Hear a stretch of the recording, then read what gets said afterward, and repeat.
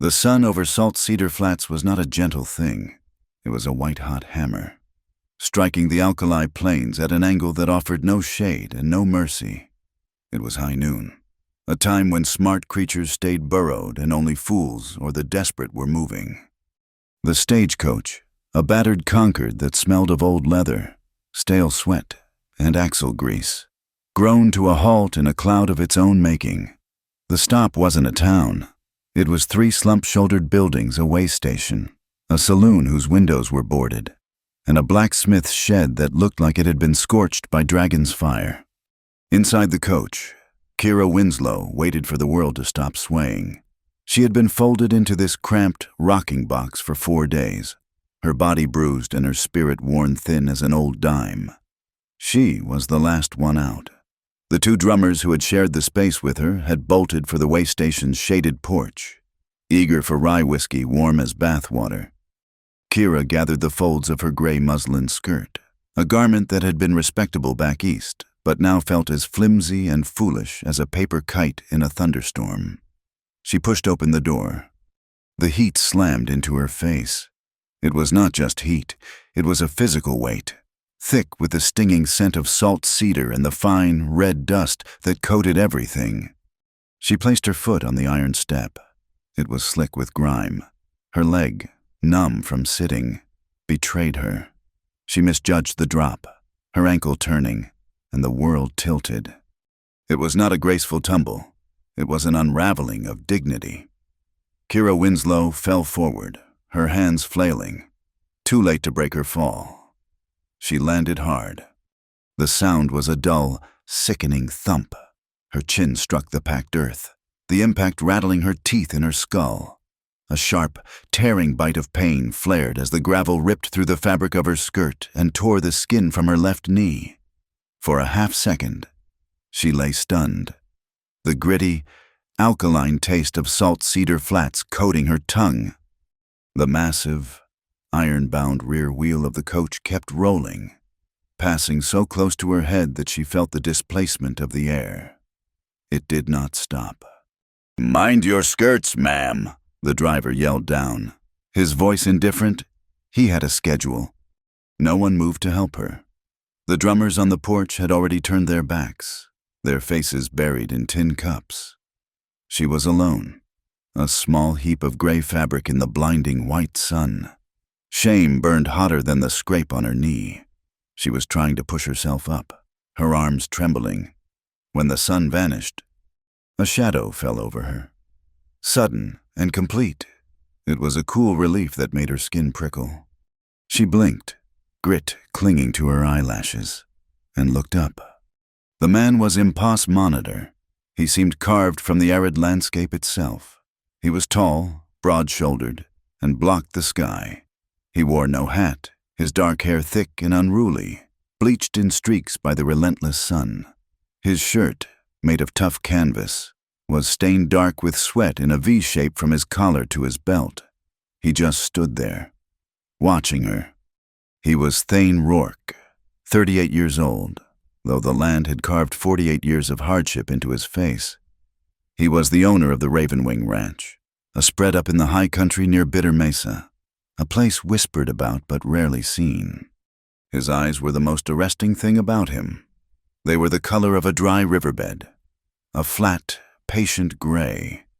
They were the eyes of a man who had stared down more than one season of drought, a man who had watched the sky for rain and received nothing but brassy heat. They held no pity, but they held no malice. They simply registered. They registered the tear in her skirt, the blood welling on her knee, the trembling of her hands, and filed it all away as data. He didn't move for a long moment.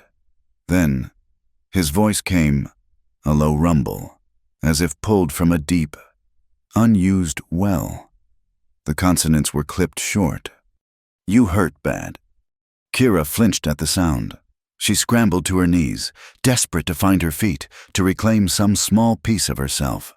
"I'm fine," she lied, her voice a reedy whisper. The word fine sounded absurd in this place. She tried to stand, but her torn knee buckled. Before she could fall again, his hand was there. It was not offered. It was presented, It was huge, the skin calloused to the toughness of old rawhide, scarred white across the knuckles. She stared at it, hesitant, and then placed her own small, pale hand into his grasp. His fingers closed around hers. She expected a crushing, careless grip. Instead, the lift was shockingly gentle, yet utterly effortless. He didn't pull her, he levered her. He raised her from the dust as if she weighed no more than a saddlebag. She found her balance, swaying slightly, and was forced to crane her neck to look up at him. She was Monitor, her bonnet barely reaching the line of his shoulder. The proximity was overwhelming. He smelled of horse, dry grass, and the faint, metallic tang of the sun on his skin. He released her hand immediately, as if he'd just handled something fragile he didn't trust himself with. He gave a curt nod toward a heavy freight wagon parked near the blacksmith's shed. It was a sturdy, high-sided vehicle, its canvas cover bleached pale. "That's for you," he said. "Not a question, a statement." Kira looked from the towering man to the wagon. Her small, battered trunk was already loaded in the back. He had been waiting for her. He had seen her fall, and he had waited. She was meant to ride in the back, among the supplies, shaded by the canvas. The entrance to that covered bed was a low, dark opening, a narrow gap between the driver's bench and the high-sided wall of the wagon bed. It looked cramped, dark, and stifling. She looked at the small, shadowy space, then back at the vast, brutal emptiness of the landscape, and then at the sheer size of the man who was to take her where to Ravenwing, a place she had only seen as a name on a piece of paper. A wave of absolute, cold terror washed over her. This was a mistake. She was too small for this place, too soft, too Eastern. The thought escaped her lips before she could stop it. A faint, breathless sound, addressed to no one but the dust. "It's so small, will it fit?" Thane Rourke, who had already turned to move toward the wagon, froze. He stopped dead, his back rigid. He turned his head slowly, just enough to look at her over his shoulder. The gray eyes seemed to penetrate her very bones, reading the fear she thought she had hidden. She wasn't just talking about the wagon entrance. She knew it. He knew it. She was talking about her life. A half-second passed. The only sound was the tink-tink-tink of the blacksmith's cooling hammer and the dry rustle of the wind. A small, almost imperceptible muscle twitched at the corner of Thane Rourke's mouth. It was not a smile. It was the barest quirk of a lip, a flicker of something that might have been humor, or perhaps just grim acknowledgement. "It'll fit," he said, his voice flat. "It'll fit just fine." He turned and walked to the wagon, leaving her to follow. The moment was broken. The two drummers on the porch had been watching the exchange. Now, they lowered their voices, their sideways glances sharp as broken glass. The whispers started, dry as the dust devils spinning in the road. "That's Rourke, from the Ravenwing." "Thought he kept to his high country. What's he doing down here?" "That's the one they say you know, about his brother. And that slip of a thing, she won't last a month up there. He'll break her in a week." Their words pricked at Kira's skin, but they were drowned out by the thudding of her own heart. She felt the stares of the station master, the blacksmith, the saloon keep who had materialized in his doorway. They were all watching her, this strange, small piece of flotsam that had washed up in their territory, about to be claimed by the most formidable and silent man in Redwater County. They weren't just whispering about Thane's reclusive past. They were whispering about the county's future. Redwater was broke, parched by drought and choked by debt, and Thane Rourke's Ravenwing Ranch, with its high country springs, was the only thing holding steady. He was a man with something to protect, and that made him dangerous. Kira Winslow picked up her small valise, ignoring the stinging pain in her knee and the grit on her chin. She took a breath, held it, and walked toward the wagon. She realized, with a clarity that was as sharp and painful as the gravel in her skin, that her life had just turned on a hinge. The fall from the stagecoach was not an accident. It was a baptism in alkali. The woman she had been 4 days ago. The one who had boarded the coach with a ticket and a desperate, naive hope for a new start as a governess was gone. That life had snapped shut like a pocket watch. Thane was already on the high driver's bench. He didn't look down. He waited, his hands holding the leather reins, his posture one of absolute, unyielding patience. He hadn't offered to help her this time. This was a test. She put her valise in the back, then gripped the side of the wagon. She put her good foot on the wheel hub, her torn skirt hiking up, and hauled herself onto the hard wooden bench beside him. She settled herself, her shoulders brushing his canvas-clad arm. It felt like leaning against an oak tree. The wagon gave a violent lurch as he snapped the reins. Hiya!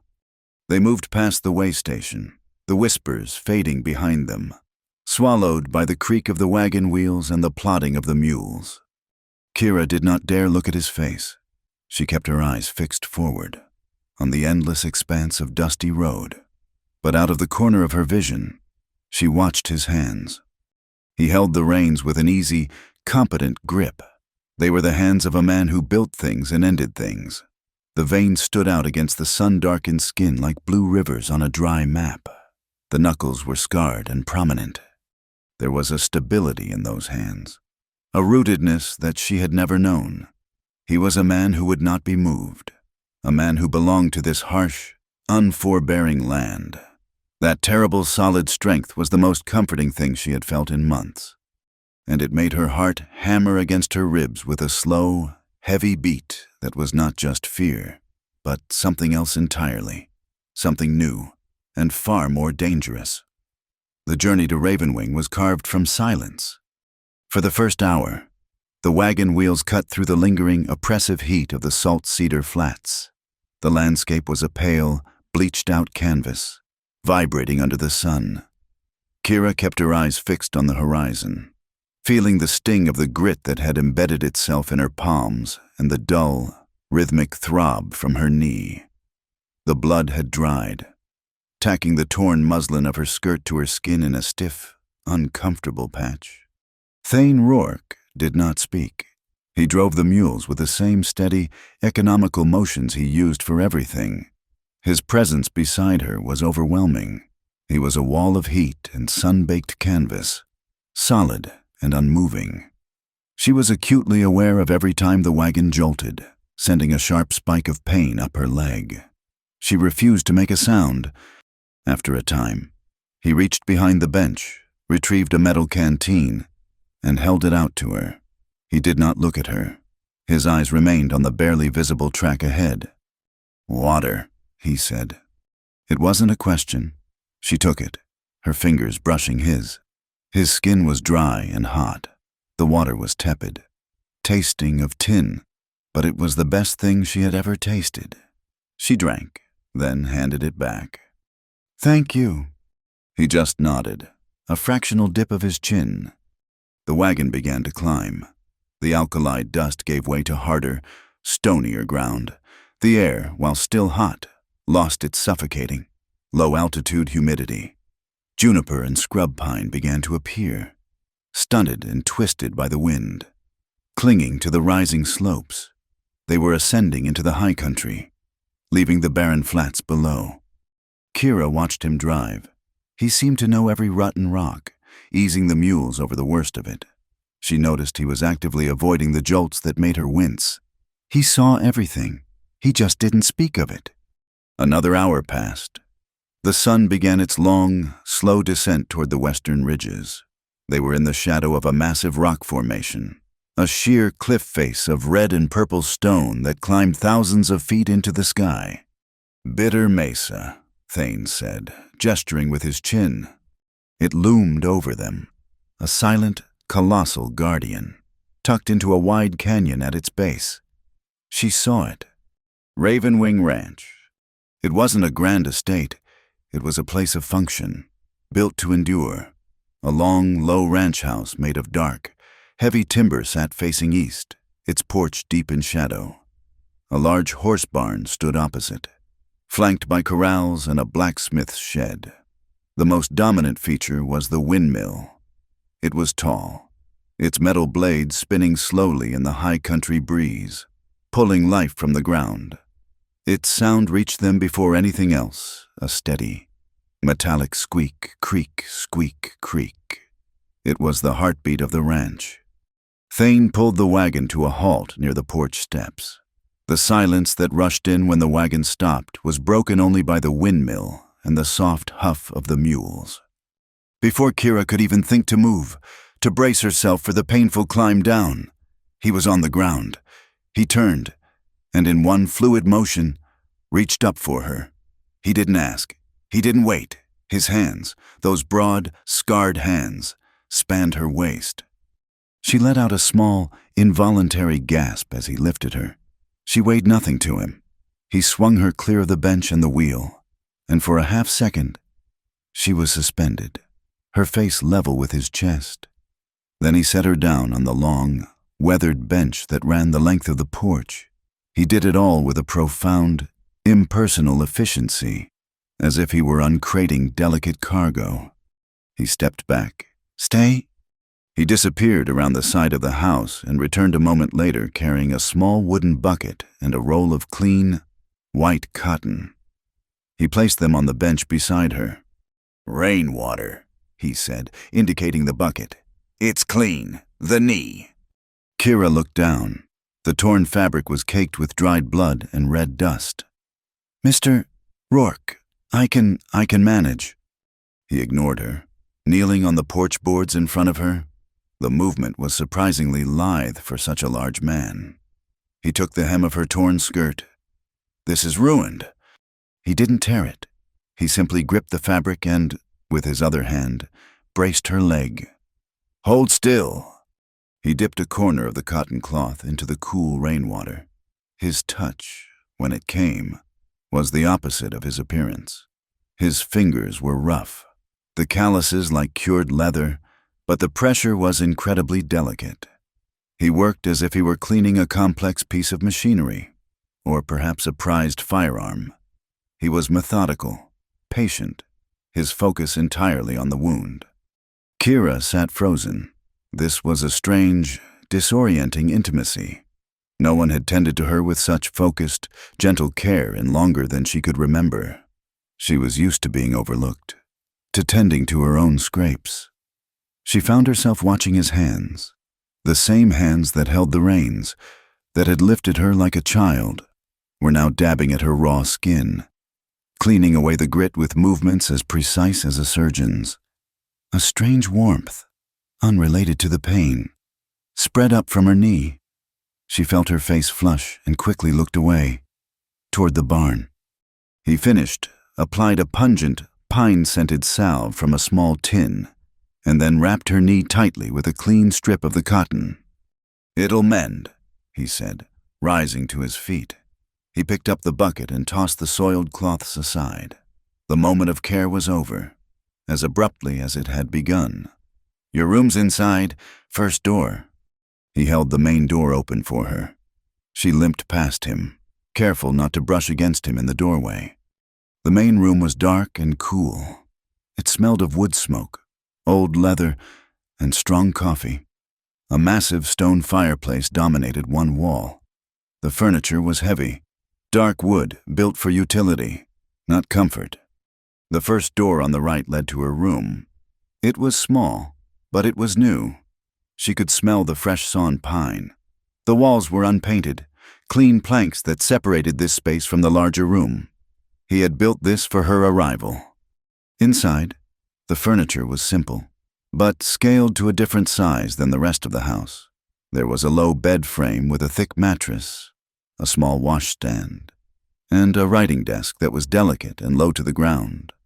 Thane spoke from the doorway, his large frame filling it.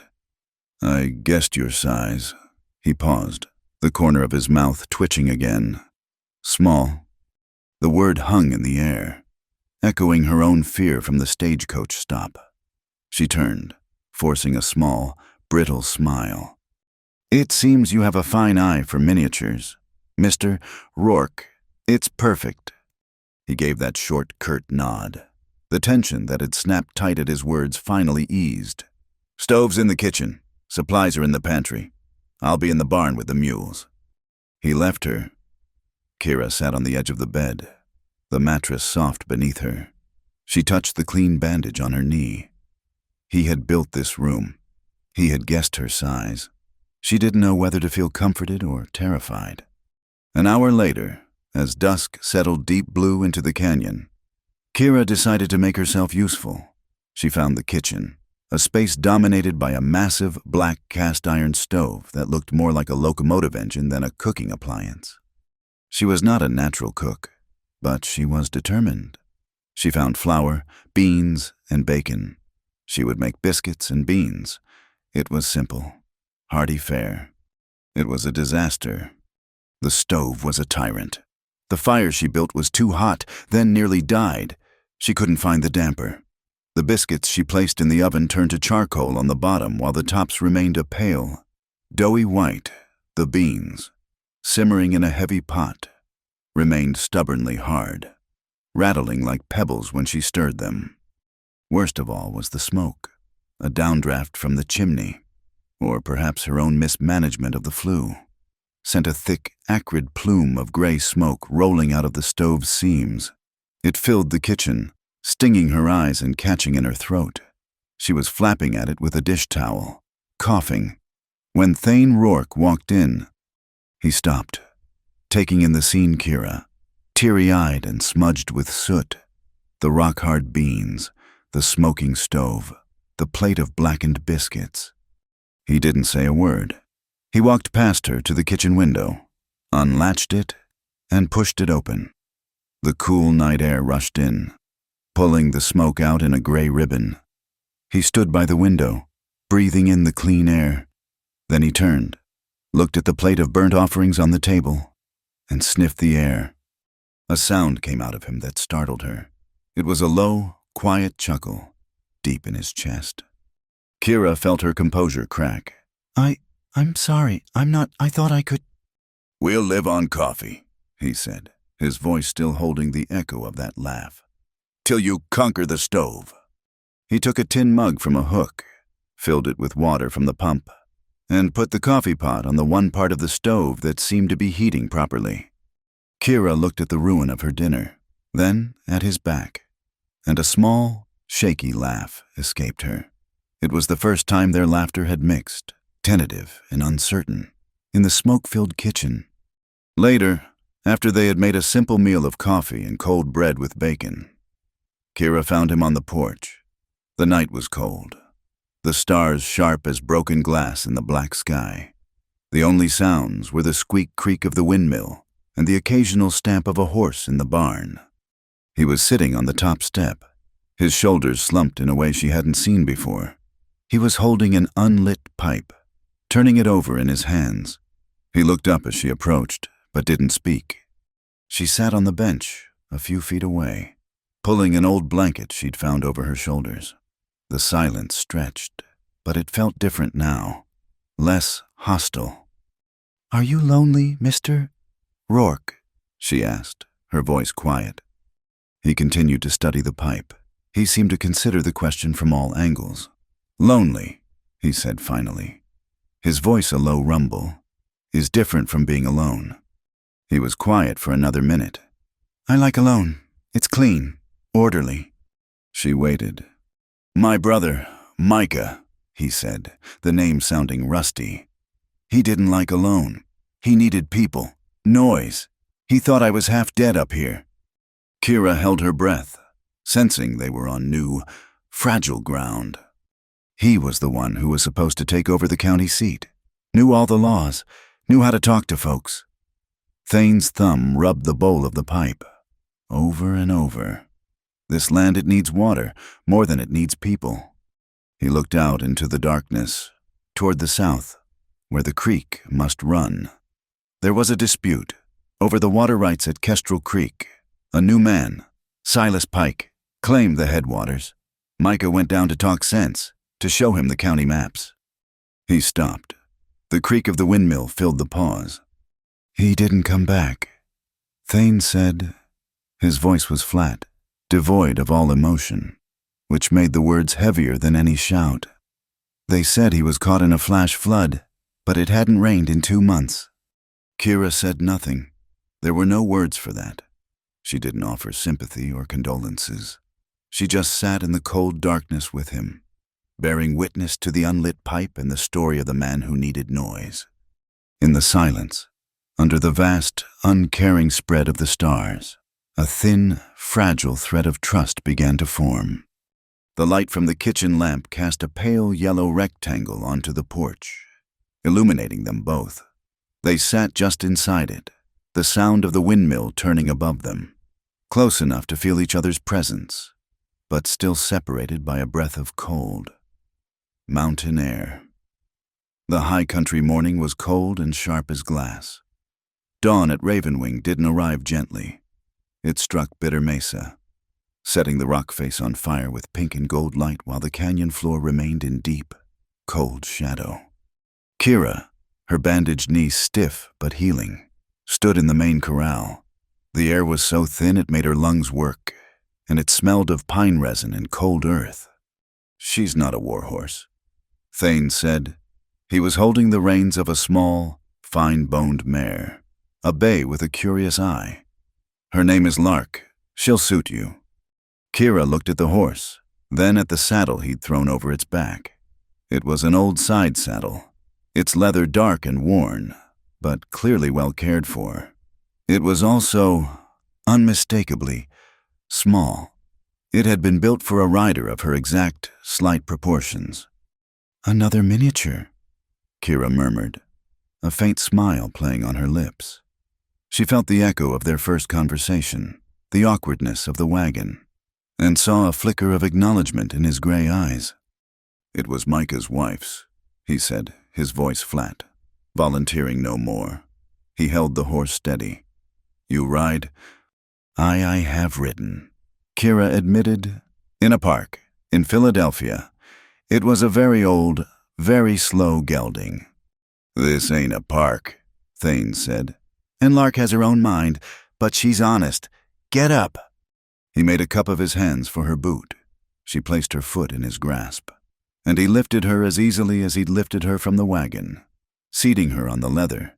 The saddle felt right. It fit. The problem was the stirrup. It was set too long. "My leg, I need it shorter," she said, feeling clumsy as she fumbled with the alien strapping. Thane moved to her side, standing close. "Lift your knee." She did, and he reached under her skirt to find the buckle and the leather strap. He was all business, his focus on the task, but he was standing inside her personal space, his shoulder level with her hip. She could feel the heat radiating from him in the cold morning air. He worked the stiff, old leather, his large, scarred fingers surprisingly nimble. "Try that." She slid her boot into the stirrup. "Still too long. Just one more hole, I think." He sighed, a small huff of breath. He reached again, his movements less patient this time. As he pulled the strap tight, the back of his hand the rough skin. The raised knuckles brushed against the inside of her wrist, which was resting on the saddle horn. It was an accident, a grazing touch that lasted no more than a second. Kira's breath caught in her throat. Her heart gave a single, violent lurch, a painful thump against her ribs that seemed to stop all other functions. It was as if his touch had sent a jolt of lightning up her arm. She could feel the exact texture of his skin against hers, a fleeting brand of heat and roughness. She jerked her hand back instinctively. The sudden movement, combined with her already precarious balance, was a mistake. She shifted her weight. The mare sidestepped, and Kira felt herself tilting. She let out a small, terrified cry, grabbing for the horn and finding only air. She was falling. Before her mind could even process the fall, he was there. His reflexes were faster than thought. He dropped the stirrup and caught her. His left arm shot around her waist, clamping her to his side. His right hand splayed across her back, holding her fast. She was crushed against his chest, her face buried in the warm, rough canvas of his shirt. She could smell the faint, clean scent of lye soap, horse, and the man himself. They froze. The corral went absolutely silent. The world contracted to the space of a few inches. Kira could hear nothing but the frantic pounding of her own blood in her ears and the slow, heavy thud, thud, thud of Thane's heart beneath her cheek. It was a deep, steady rhythm, like a drumbeat from the center of the earth. He was holding her so tightly she could barely breathe. His arm around her waist was like a band of steel, possessive and absolute. She wasn't falling. She was held. Time stretched, thinned out. She became aware of the strength in the hand on her back, the solid wall of his chest, the way her smaller, softer form was pressed against his unyielding one. It was the safest she had ever felt, and it was terrifying. Thane was just as still. He seemed locked in place, his arm rigid around her. He was breathing slowly, deeply, the air moving in and out of his lungs. She felt the slight rise and fall of his chest. Then, as if breaking a spell, he let out his breath in a rush. He didn't release her. He set her away. He took a half step back, his hand still on her waist, and steadied her on her feet. Then he took another full step back, putting a yard of cold morning air between them. He scrubbed his hand over his jaw, his eyes avoiding hers. He looked at the mare, at the horizon, at a hawk circling over Bitter Mesa, anywhere but at her. "Keep your seat," he growled, his voice raspier than usual. He was trying to cover the moment, to bury it under practicality. "You go flying off. You'll land on rock. Lark won't wait for you." He turned on his heel and walked to the corral gate, his back rigid. "Walker, 10 minutes. Then we've got hay to move." He left her there, her legs trembling, her skin tingling where he had touched her. She put a shaking hand on Lark's warm neck, trying to borrow some of the animal's calm. Later that morning, they worked in the hay barn. The vast interior was filled with the sweet, dusty smell of cured alfalfa and timothy grass. Sunlight streamed in through the high, open doors, illuminating swirling motes of dust. They worked in a shared, silent rhythm. He would fork massive bundles of hay from the loft, dropping them to the floor, and she would bind them with twine for the feed stalls. It was hard, repetitive work. Kira, catching her breath, leaned against a shadowed stack of bales in a back corner of the barn, almost hidden by a pile of old harnesses. She saw it. It was a mandolin, resting in a broken wooden crate. It was not a cheap instrument. The wood was dark, perhaps rosewood, and it had an intricate mother-of-pearl inlay around the sound hole. One of the strings was broken.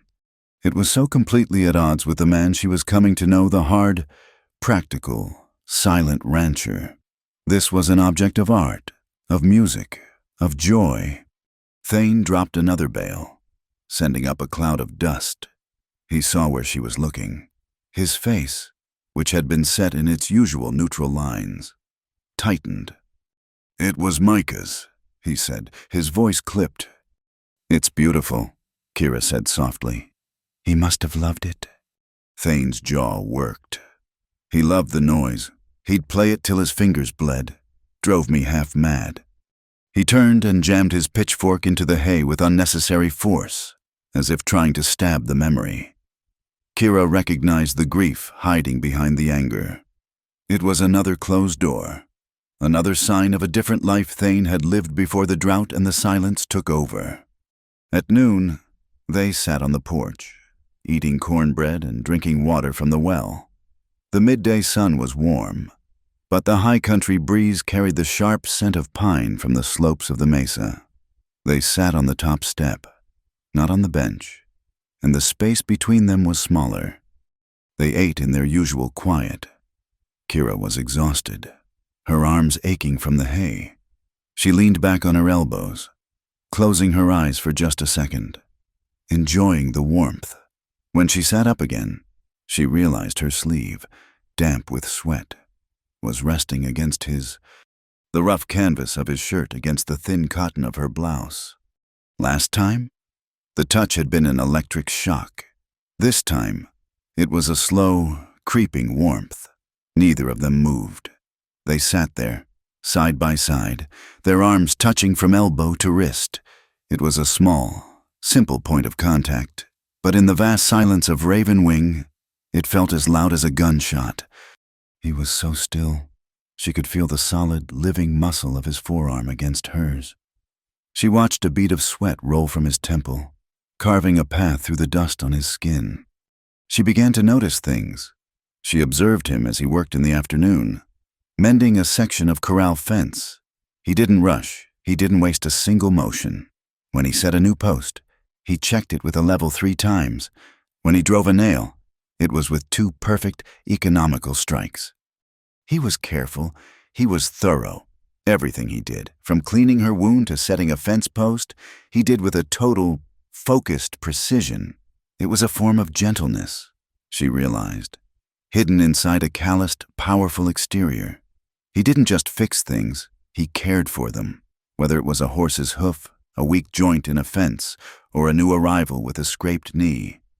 That evening, the world intruded. A rider came up the canyon trail, a young man named Elias, who ran the mail route from Larkspur Junction, the nearest real town. He brought supplies in his saddlebags and, more importantly, news. Thane met him by the gate, taking the sack of mail. Kira stood on the porch, wiping her dusty hands on her apron. "Lot of talk down in the junction. Mr. Rourke," Elias said, leaning on his saddle horn. "Big talk." Thane just waited, his face impassive. "It's Silas Pike, the foreman from the salt mine. You know he bought out the old assay office?" Thane nodded. "Well," Elias spat, "he's not just digging for salt, he's digging for paper. He's put in a new claim for all the water rights around Vulture Creek. Says the original county survey was flawed. He's telling everyone who'll listen that the drought's everyone's problem, and the water ought to be managed by the man who can do the most good with it, meaning him." Vulture Creek. Kira remembered the name. It was near where Micah had... She looked at Thane. His body had not moved. He hadn't flinched, but his face had become a mask of cold granite. "That's old news, Elias," Thane said, his voice dangerously quiet. "Pike's been blowing hot air for a year. Ain't just hot air no more." Elias insisted. "He's got Eldridge Boone, the county clerk, in his pocket. They're talking about a new public hearing, a new vote. Pike's buying drinks for any man who'll listen, promising them credit at the mine's company store if they see things his way." Thane took a step closer to the horse. "Pike's claim is worthless. The deeds are clear. The water belongs to the spreads it crosses. Always has." "Maybe," Elias said, clearly uncomfortable. "But Pike's got lawyers, and the rest of you, well, you just got the deeds. Seems like that ain't enough anymore. Watch yourself. Mr. Rourke, Pike's not a man who likes to be told no." Thane handed the boy a small coin. "My thanks for the mail." He turned and walked back to the house, dismissing the boy and the conversation. But Kira saw it. She saw the muscle jumping in his jaw. She saw the way his hands curled, just for a second, into fists at his sides. He'd dismissed the threat, but the cloud of worry she'd seen in his eyes was real, and it was dark. That night, Kira couldn't sleep. The house was quiet, but it was a strained, waiting silence. The windmill's squeak creak sounded like a warning. She got out of her small bed and went to the window, pulling the blanket around her shoulders. The moon was high, bathing the ranch yard in a cold, silvery light. And then she saw him. Thane was moving through the yard. He wasn't walking. He was prowling. He checked the latch on the main gate. He moved into the deep shadow of the barn, and she saw the red glow of his pipe, a small, defiant coal against the darkness. He stood there for a long time, just watching the canyon trail, the only way in or out of Raven Wing. He was a man who lived with a coiled readiness, a man who carried the weight of his brother's death and the burden of this land in every step. He was a man who was always on watch. Kira looked at his silhouette, a tall, unmoving shadow guarding his home, and she felt a sudden, fierce surge of protectiveness, and something more. She had come here to escape, to be a governess, to start over. She had brought her own fears, her own past. But looking at Thane Rourke, she realized her problems were small. He was fighting for his water, for his land, for the memory of his brother. She thought of Silas Pike and the lawyers and the whispers in town. A cold knot of anger formed in her stomach. She pressed her forehead against the cool glass of the window. "I came here to start again," she whispered to his distant, dark shape, not to be afraid of something new. She would not be another burden for him to carry. She would not be another thing he had to protect. She would stand with him. She didn't know how, but she knew she would. The trip to Larkspur Junction was a necessary evil. Ravenwing was self-sufficient in meat, water, and timber, but it did not produce coffee, or flour, or sugar. Once every 3 weeks. Thane made the long ride down from the high country to the cluster of false-fronted buildings that passed for a town. This time, Kira insisted on coming. She was, after all, meant to be his housekeeper, and she had a list. The town sat in a dusty bowl, busier than Salt Cedar Flats but just as weary. It was Saturday, market day, and wagons were tethered along the main street. Men gathered in small, tight groups outside the saloon, their voices low, their eyes following the Ravenwing wagon as it rolled to a stop. Kira could feel the tension coming off Thane in waves. He was a mountain man, comfortable in the silence of his own canyon. Down here, among the whispering, drought-stricken townsfolk, he was a target. He was the man who still had green pastures. He was the man whose water flowed while theirs turned to mud. He pulled the wagon up in front of Sloane's Mercantile. He handed Kira a small leather pouch. "There's 4 bits in there," he said, his voice low. "Get the sugar, coffee, and a sack of beans. I'm going to the feed store for salt blocks. I'll be back in 10 minutes. He looked at her, his gray eyes hardening. "Don't tarry, and don't talk to anyone you don't have to." "I can manage," she said, bristling slightly at the warning. "This ain't the barn. Kira, just be sharp." He swung down from the wagon and disappeared around the corner, his long, purposeful strides eating up the dusty ground.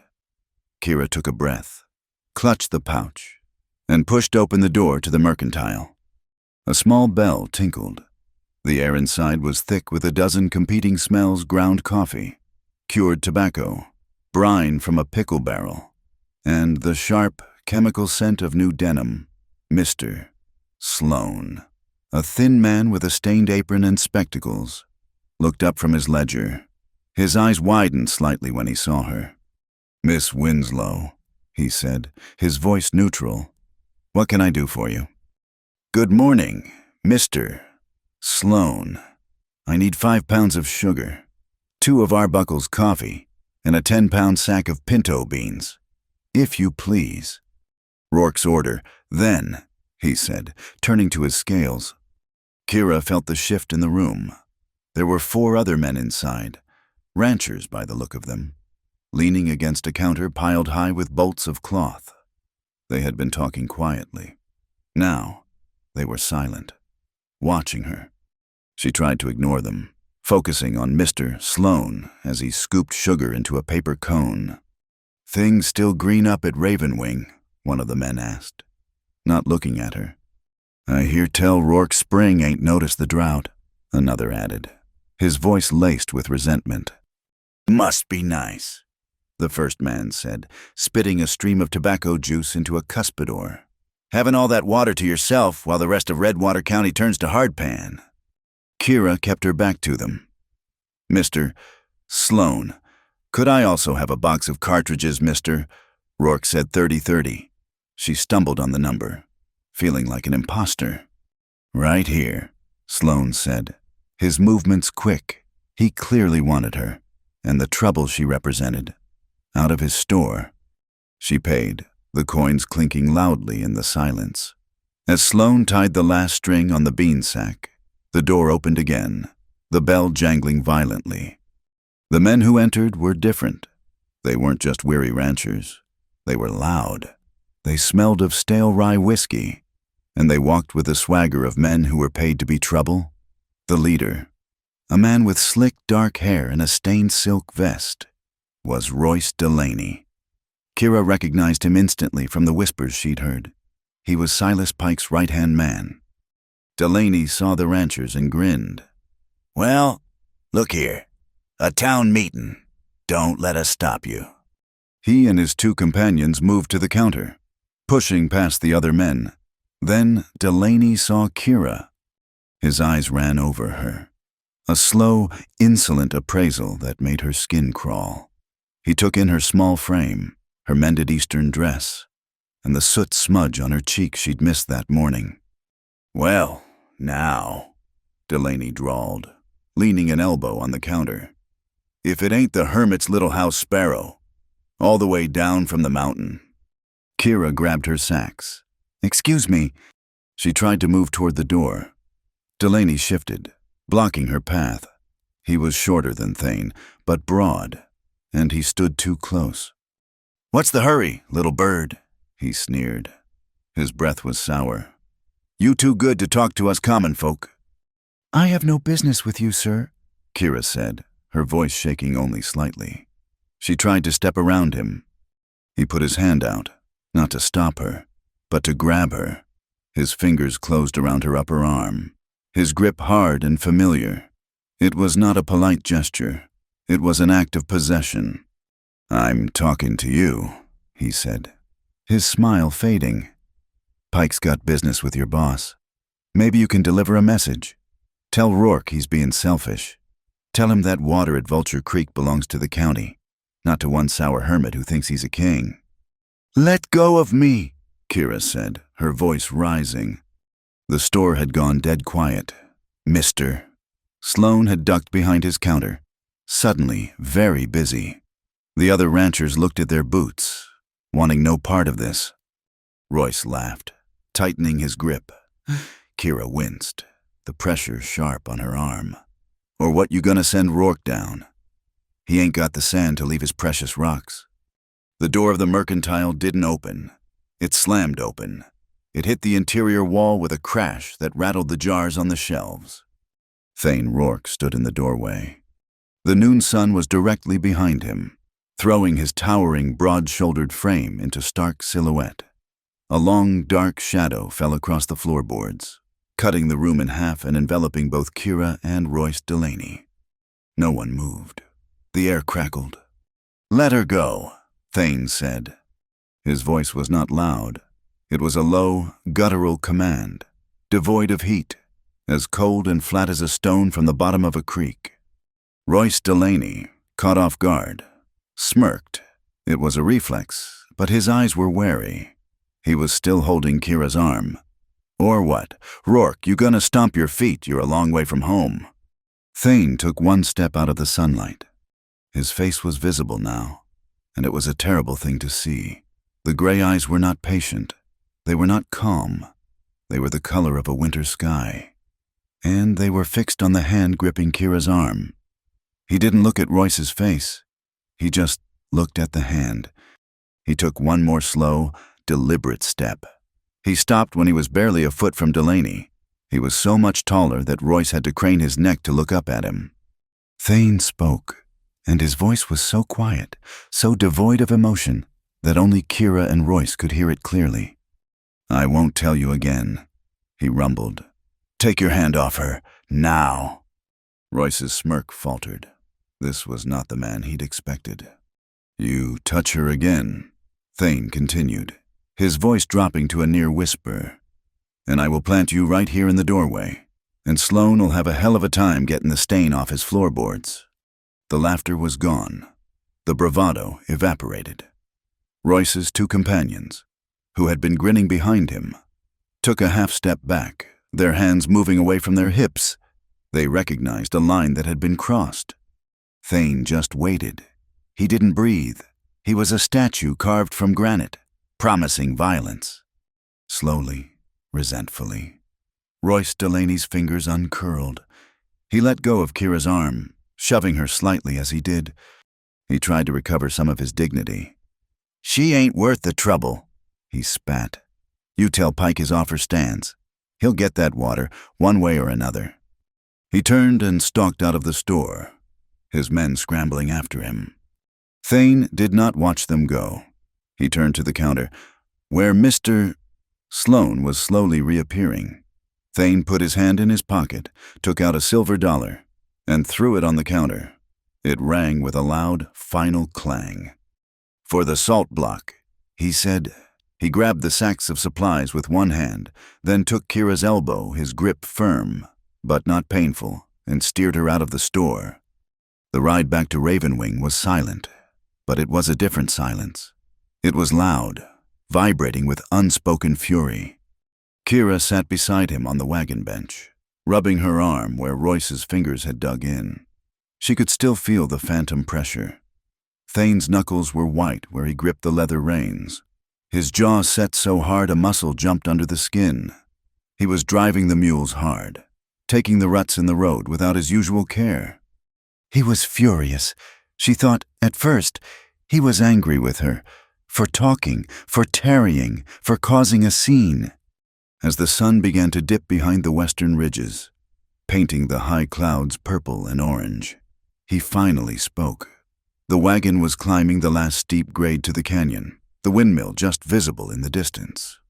"I'm sorry," he said, his voice rough. He didn't look at her. He stared straight ahead at the mule's ears. "I shouldn't have left you alone.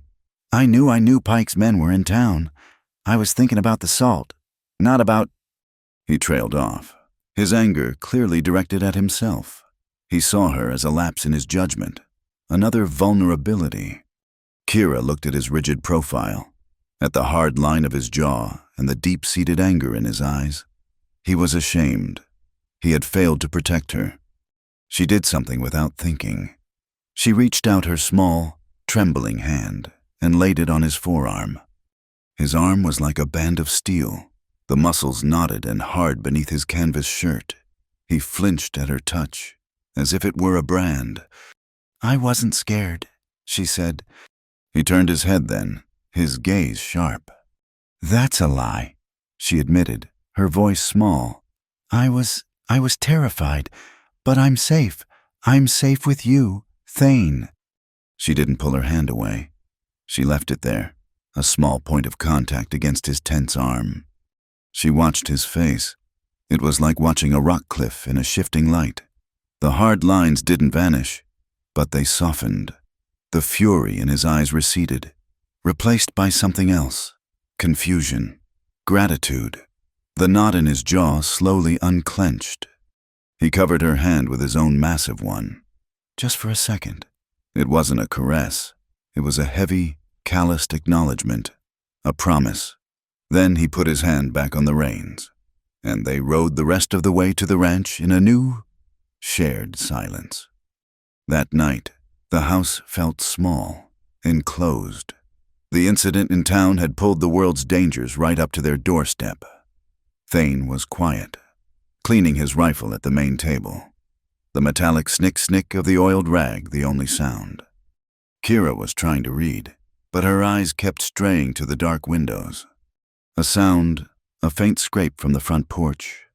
Thane was on his feet before the sound had even finished. The rifle was in his hands, its lever actioned in one fluid, deadly motion. He moved to the door, silent as a shadow, and listened. Nothing, just the creak-creak of the windmill. He eased the door open a crack, the rifle raised. The porch was empty. The yard was bathed in pale moonlight. He started to close it, then stopped. He bent down. "What is it?" Kira whispered. He backed into the room, holding a single sheet of white paper. It had been wedged under the door. He unfolded it by the light of the kerosene lamp. It was an official document. At the top, in stark black letters, it read, "County of Redwater. Notice of public auction." Kira read over his shoulder, her blood running cold. "By order of the Redwater County Court, and in accordance with the Drought Relief Act of 1868, a public auction will be held in 30 days' time for all water rights pertaining to the Vulture Creek catchment area to ensure fair and equitable distribution. Bidding open to all parties. At the bottom was a flowing, ornate signature, Eldridge Boone, county clerk. Boone, Thane whispered. The name was a curse. He began to crush the paper in his fist. They can't auction the creek. It's deeded. It's been deeded for 50 years. He was shaking with a cold, contained rage. This is how Pike does it. Not with a gun, with a piece of paper. He stalked toward the fireplace, his hand balled up, ready to throw the notice into the dying embers. No! Kira's voice was sharp. She ran and grabbed his wrist. Don't, Thane! Look at it! He froze, staring at her, his eyes wild. She gently uncurled his fingers, taking the crumpled, damp paper from his hand. She smoothed it on the table. This is what they're using, the Drought Relief Act. Equitable distribution. They're not just stealing it, they're making it legal. He stared at the paper as if it were a snake. It's lies. It's paper. I'll stop it. How? She challenged him. With this, she pointed at the rifle. You shoot Eldridge Boone, you shoot Silas Pike. They'll hang you, Thane, and Pike will get the water anyway. He wins. He looked lost, his great strength useless against this new weapon. Then what do we do? Kira's mind was racing. She was no longer the frightened woman from the store. She was angry. We fight them their way. We use the law, too. She tapped the signature. Eldridge Boone. He's new. He's Pike's man. But who was there before him? Who knows the old laws, the ones they're trying to bury?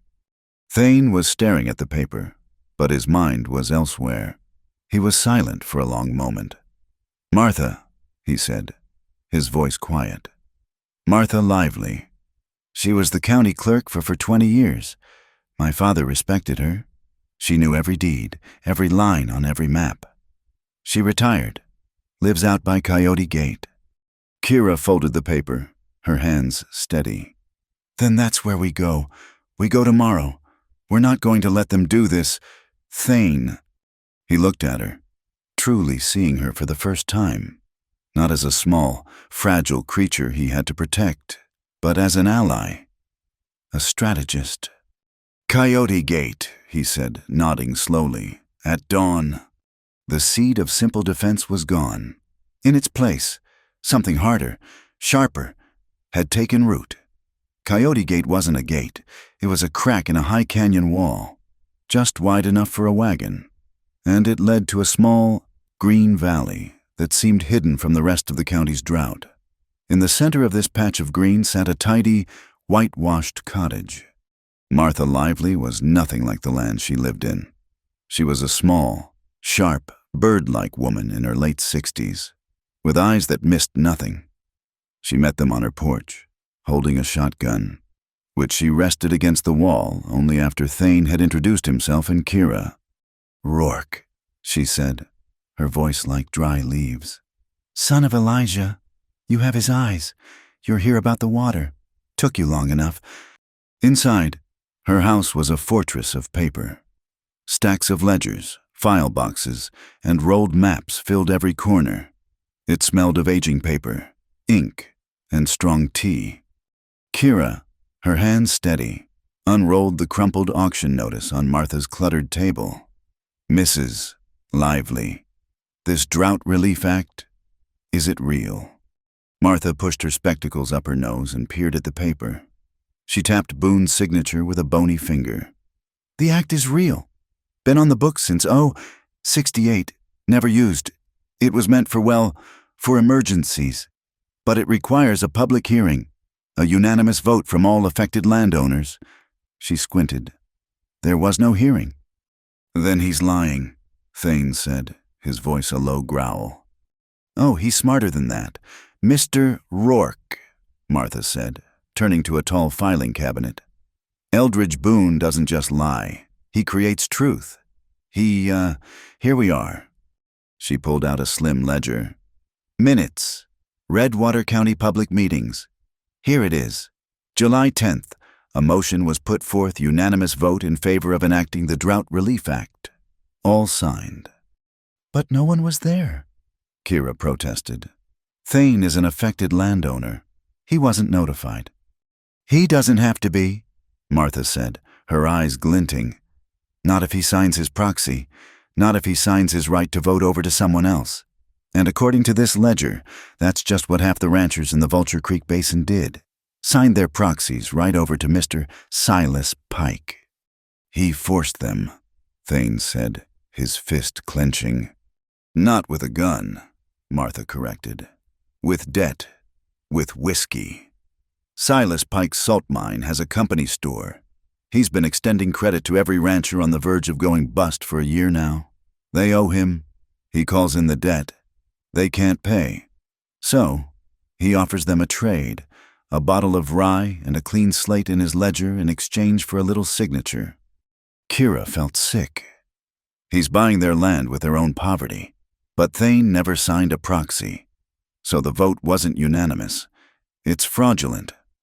That's where it gets sticky, Martha said, closing the book. Boone's filing claims the old boundaries are void, that your spread, Mr. Rourke, isn't technically part of the Vulture Creek Basin. He's using a new survey, a survey commissioned by Pike.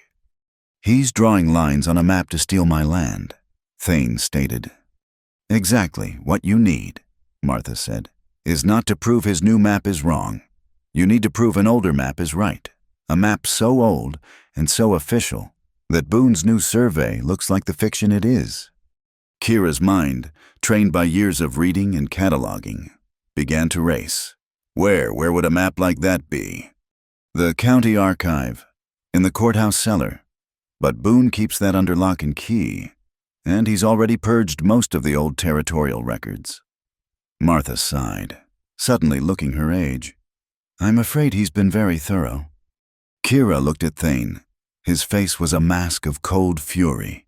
He was a man of action, and this web of paper and ink was a trap he couldn't break with his hands. The Teolite farm, Kira said suddenly. Thane and Martha both looked at her. When I first arrived, Kira explained, her words tumbling out. Mr. Rourke's lawyer sent me the papers for my employment. The deed, the original land grant for Ravenwing. It wasn't called Ravenwing. The first patent, from 1851, it was called the Teolite Farm. Thane's eyes widened slightly. He'd forgotten. If there's a map, Kira said, her voice gaining strength, it won't be filed under R for Rourke. It will be under T for Teolite. Martha Lively's face split into a rare, sharp-toothed grin. Child, you are not as soft as you look. Boone's a fool. He'd look for Rourke. He'd never think to look for Teolite. Come on, I still have a key to the cellar. The courthouse cellar was cold and smelled of damp limestone and mold. Martha let them in through a side grate, her movements quick and conspiratorial. You have 1 hour, no more. Boone's at the saloon. Go! It was a cavern of forgotten history. Wooden shelves buckled under the weight of cloth-bound ledgers. Kira, lamp in hand, went to work, T.T. Taylor Temple. Thane stood guard by the door, his large frame tense, his hand never far from the holstered pistol at his hip. This was not his world. He hated the dust, the confinement, the feeling of helplessness. Here! Kira's voice was a triumphant whisper. Teolite, patent map, 1851. She pulled a long, rolled tube of parchment from a dusty pigeonhole. She and Thane unrolled it on a large, flat-topped desk. It was a beautiful, hand-drawn map, the lines inked in black and the watercourses in a faint, faded blue. It clearly showed the Teolite Farm's boundaries extending to, and including, the headwaters of Vulture Creek. This is it, Thane breathed, his finger tracing the line. Look, Kira said, pointing to the bottom right corner. It wasn't just a signature. It was a large, intricate, raised seal of dark red wax. It was the official seal of the original territorial judge, a man who had been dead for 30 years. That's it, Kira said. That's the prior claim. This map is a legal charter. Boone's new survey, it's just paper. This is authority. It's not enough, Thane said, his voice flat. Pike's man is the judge now. He'll just say the seal is a forgery. He can't, Kira said, her mind working furiously. Not if we have the die, the press, the thing they used to make the seal. If we can find the official seal die from Judge Merrick's court, we can prove in front of a judge that this wax and that die are a perfect match. And that Boone's new seal is the fake. Thane looked at her, his respect warring with his despair. Kira, that thing is long gone. Dust, melted down. Kira's hand went to her mouth. She was thinking, No, it's not. What? When I first came to Larkspur Junction, before the stage, I had to wait. A day and a half. I stayed in the only place that would take me for cheap, the old, abandoned church, St. Michael's. I'm a librarian, by habit. I explored. In the vestry. In the back there's a storage room, full of old town records, deeds, birth ledgers, and a locked, carved wooden box. It had the county's name on it. I remember thinking it was beautiful. Thane grabbed her arm, his grip urgent. Why would it be there? Because, Martha's voice said from the doorway, making them both jump. Judge Merrick was the church. He held court in the vestry on Mondays and gave sermons on Sundays. When he died, the new county clerk that was me moved the active files to the courthouse. But the ceremonial items, the things he considered his personal property, they stayed with the church. They'd be in that box. The seal die, the charter, all of it. It's locked, Kira said. A big iron lock. Then we need the key, Thane said, already moving to roll up the map. And I know who has it, Martha said, a weary look on her face. Father Whit, he's not a real priest, not anymore.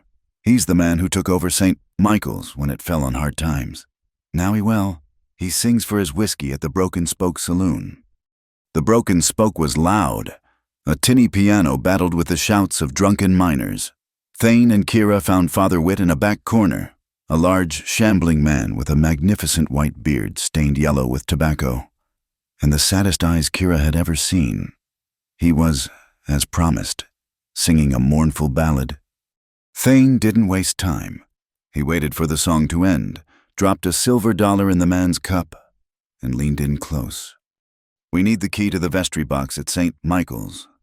Father Whit looked up, his eyes focusing with difficulty. The past, son, that's all that's in there. Let the past sleep. It's not about the past, Thane said, his voice low and intense. It's about the water. It's about Silas Pike. He's using a forged seal. We need the original. The fog in Whit's eyes cleared, replaced by a spark of old, cold anger. Pike, that spider. He's the one who foreclosed on the church, turned God's house into a barn. He reached inside his filthy vest and pulled out a long, iron key on a leather thong. Take it. Bring him down. Son, bring him down. The abandoned church stood on a hill overlooking the town. The moon was a cold, silver disk, throwing the graveyard's monuments into sharp, black and white relief. The wind moaned through the broken bell tower, and an owl hooted from a dead pine tree. A lonely, hunting sound. Thane eased the buggy into the shadow of a crumbling carriage shed. He carried the rifle. Kira held the lamp. Its light shuddered. Stay here, Thane ordered. No, Kira said, her voice firm. I know where the box is. We'll be faster together. He looked at her, at the stubborn set of her chin, and gave a sharp, frustrated nod. Stay behind me, and no matter what you hear, no light. The heavy oak door creaked on its hinges, the sound unnaturally loud in the night. The inside of the church was vast and cold, filled with the smell of dust, dry rot, and bird droppings. Pews lay overturned. Moonlight streamed through a hole in the roof, illuminating a shattered stained glass window. The vestry, Kira whispered. This way. The small room in the back was just as she remembered. It was a tomb of forgotten papers. And in the corner, a carved wooden box, bound in iron. The lock? Kira said. Thane handed her the rifle. Hold this. He put the key in the lock. It was stiff, rusted. He put his shoulder to it, grunting with effort, turning the key with all his strength. Crack! The rusted mechanism gave way. Thane lifted the heavy lid. Inside, nestled on faded velvet, was the seal. It was a heavy, brass contraption, a press with a handle, and at its base, the intricately carved die of the Redwater County seal. We have it, Kira breathed, tears of relief welling in her eyes. Let's go, Thane said, lifting the heavy object. They were halfway across the main sanctuary, moving through the stripes of moonlight, when a voice echoed from the church's main entrance. Well, now, Rourke, I didn't figure you for a prayerful man. Royce Delaney stood in the archway, flanked by two other men. They were silhouettes against the moonlit yard. Thane moved so fast Kira barely registered it. He grabbed her, pulling her back, shoving her down behind the heavy stone base of the baptismal font. He dropped the seal press beside her and brought the rifle up, all in one motion. Get out of our way, Delaney. Thane's voice was a low growl, echoing in the ruined church. I don't think so, Royce sneered. He took a step inside, his men fanning out. Mister, Pike is very interested in that antique you're holding, and he's real disappointed in you. Rourke, real disappointed you're making things so difficult. I'm not leaving without the map or the seal, Kira whispered, her hand clutching the brass. You're leaving with your life, Thane whispered back, his voice iron. He didn't look at her. His eyes were scanning the shadows, watching the men move. The buggy's in the shed, straight across the yard. When I count to 3, you run. You don't stop. You don't look back. You run. Thane, no, I won't leave you. 1. A shot boomed, the sound deafening inside the stone walls. A flash of orange light. A bullet ricocheted off the font, sending stone chips stinging into Kira's cheek. 2, Thane whispered, raising the rifle. Run! Kira now! He didn't fire. He rose from cover and charged not at the men, but at the bell tower rope, which was still hanging by the door. He grabbed it and threw his full weight onto it. Clang, clang, clang. The rusty bell, cracked and discordant, roared to life, a frantic, chaotic alarm pealing out over the town. Run, he yelled. Kira scrambled to her feet. She grabbed the heavy seal press, cradling it like a baby, and ran. Delaney, startled by the bell, yelled, Stop her, get the box.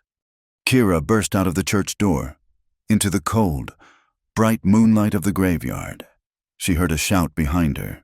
She ran, stumbling over the uneven ground, dodging headstones. A bullet whined past her ear, so close she felt the heat of it. Another shot hit a marble angel, shattering its wing. She heard Thane's rifle crack, a deeper boom than the pistols. It wasn't aimed at the men. It was aimed at the stone arch of the gate. He was providing covering fire, forcing them to duck. She reached the carriage shed, her lungs on fire. She threw the seal into the buggy, her hands fumbling for the reins. Thane was running from the church, a massive dark shape moving with incredible speed. He vaulted into the driver's seat beside her, grabbed the whip, and lashed the horse. The buggy exploded from the shed, wheels spinning.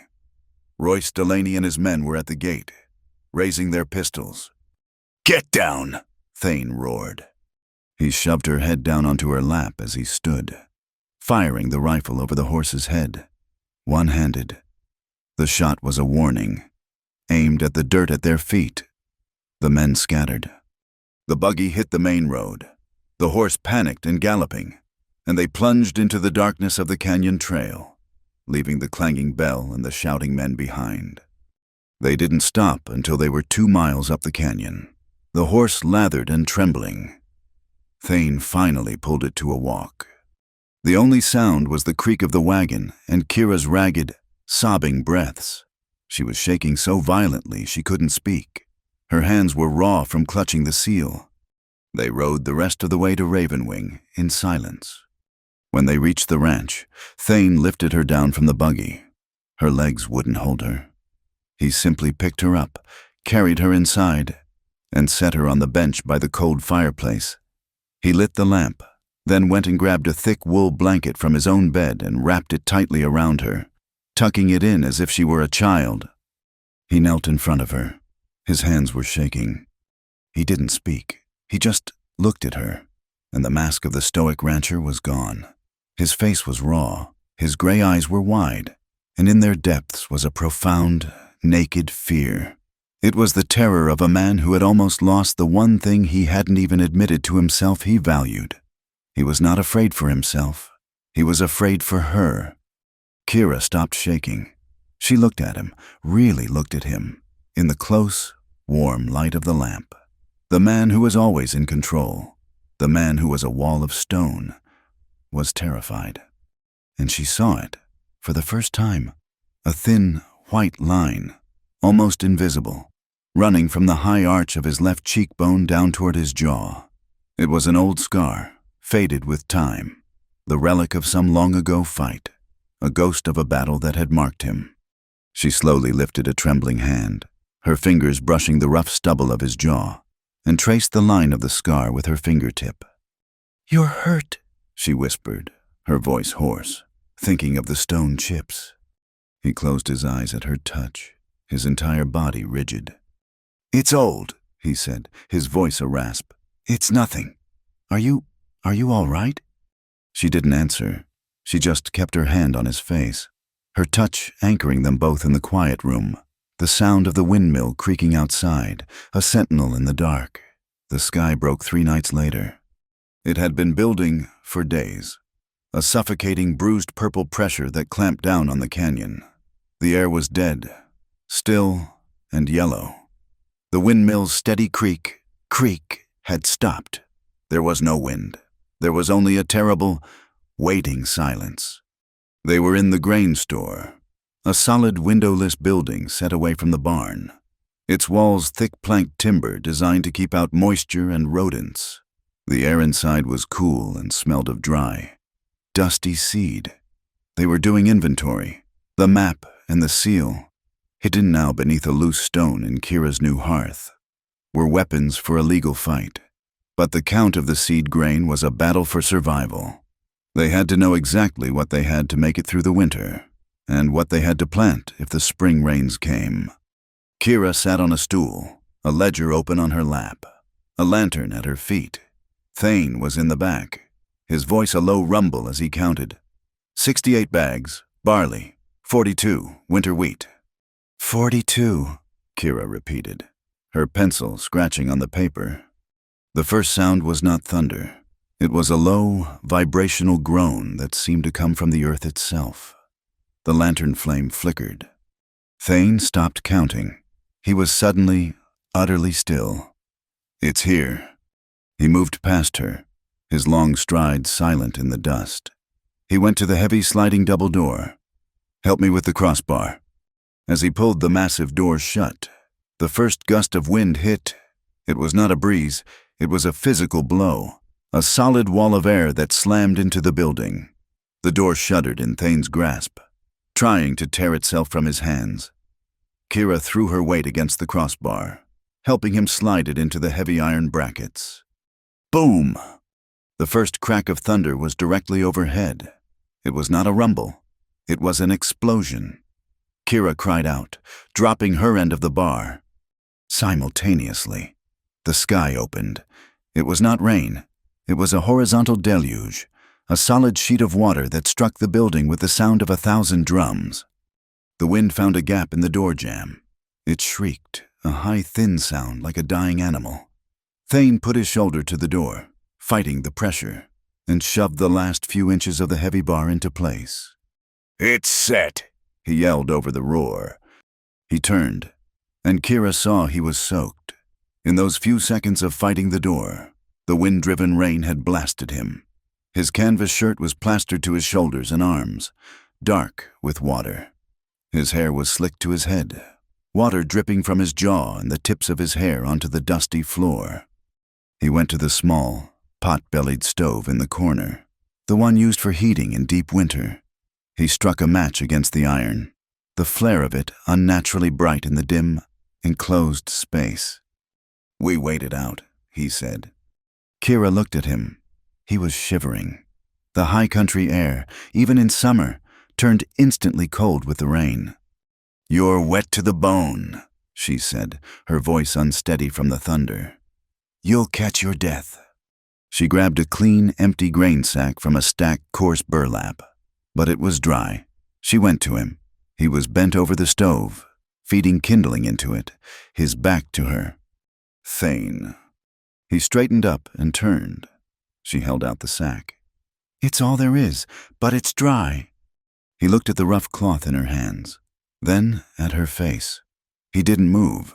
He was a man who tended to himself. He was a man who endured. He was not a man who was tended to. "You're shaking," he said, ignoring the sack. "And you're soaked," she insisted, taking a small step closer. "Please." He hesitated. The moment stretched, filled with the roar of the storm outside. Then, with a slow, almost reluctant movement, he nodded. He did not take the cloth. He stood still, waiting. Kira's hand trembled.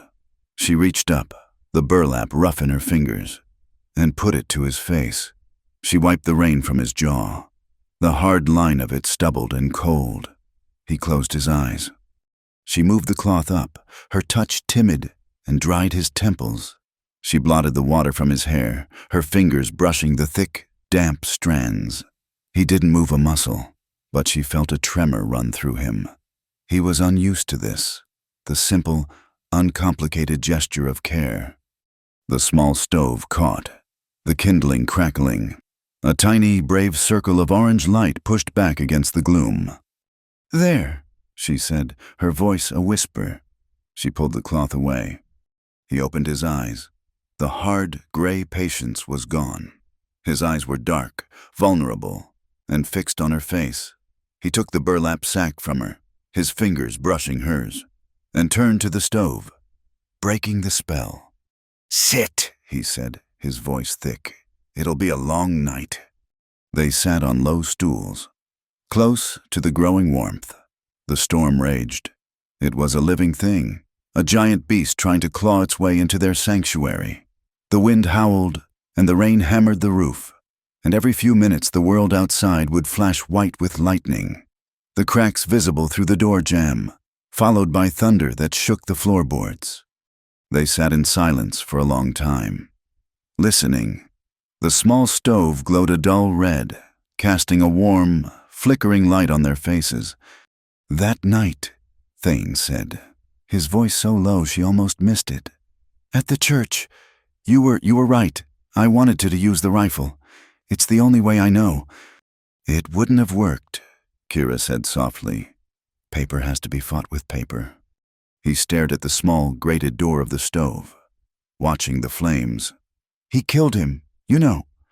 Kira's blood went cold. "What?" "Pike, Silas Pike. He murdered my brother." He said it flatly, a statement of fact he had held inside for so long it had become a piece of him. You told me it was a flash flood." "That's what the law called it," Thane said, his voice bitter. "That's what Eldridge Boone, who was deputy clerk then, wrote in the report. A tragic accident." He picked up a small stick of kindling, his large hand closing around it. Micah was soft, but he wasn't stupid. He was a good lawyer. He knew the water laws better than anyone. Pike had built an illegal spur dam up canyon from Kestrel Creek, a spite dam, just to divert water to one of his exploratory salt mines. It was drying Micah's partners out. Micah went to serve him the injunction. He took 2 men from his ranch. He was going to dismantle the dam himself, legally. The stick in Thane's hand snapped with a sharp crack. He threw the pieces into the fire.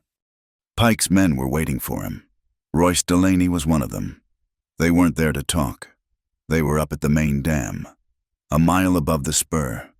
The big one. He stopped, his throat working. Micah and his men were in the dry creek bed, working on the spur dam. Delaney Pike, they broke the main dam. They sent a wall of water down that canyon. His voice broke. just for a second. A raw edge of grief. It wasn't a flash flood. Kira, it was an execution. The two men he was with, they scrambled up the rocks. But Micah, he wasn't fast enough. He wasn't a mountain man. Kira stared at him, horrified. All the pieces clicked into place. The silence, the isolation, the way he watched the canyon trail, the pure, cold rage in the mercantile. It wasn't about land. It wasn't about water. It was about this. And Boone covered it up, she whispered. Boone wrote the report. Pike paid the judge. The witnesses, Delaney and his men, swore it was a natural break. A freak storm up in the high peaks. But there wasn't a cloud in the sky for a month. He leaned forward, his elbows on his knees, his face in his hands. He was not weeping. He was contained. A man holding himself together by sheer force of will. Kira's heart ached. She moved from her stool, kneeling on the dusty floor beside him. She didn't know what to say. There were no words. So she acted. She laid her small, warm hand on his, where it rested on his knee. His hand was clenched, the knuckles white. She didn't pat it. She just placed her hand on top of his, covering his fist. He went utterly still. She could feel the trembling in his arm, the immense, coiled tension.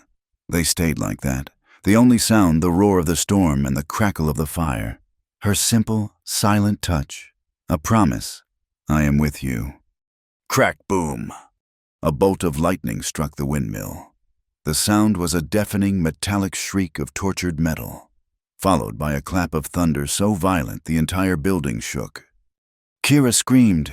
It was a raw, terrified sound. She wasn't just scared of the storm. She was back in the graveyard, the bullet whining past her ear, the stone chip stinging her face. She cowered, pulling her hand back, her arms flying up to cover her head. Before the sound had even faded, Thane moved.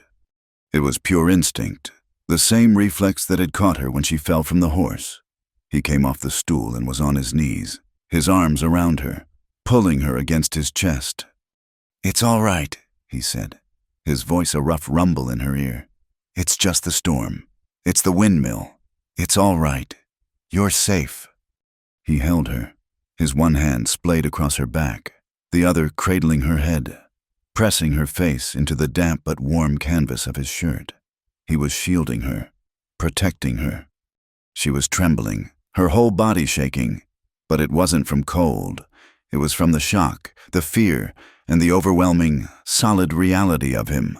She was surrounded by him, the smell of rain and wood smoke, and the clean male scent of his skin. The storm's fury peaked, and then, as if it had broken itself, it began to subside. The wind's shriek dropped to a moan. The hammering rain softened to a steady, dense drumming. Kira's trembling eased. She was still tucked against him, her ear against his chest. She could hear his heart. It was not calm, it was hammering, a fast, heavy, powerful beat. She didn't pull away. She was too exhausted, too safe. She relaxed against him, her hands, which had been clenched in fists, slowly uncurling to rest on his chest. He held her. He didn't move, didn't speak. He just held her as the storm wept itself out. After a long time, she tilted her head back to look up at him. His face was inches from hers.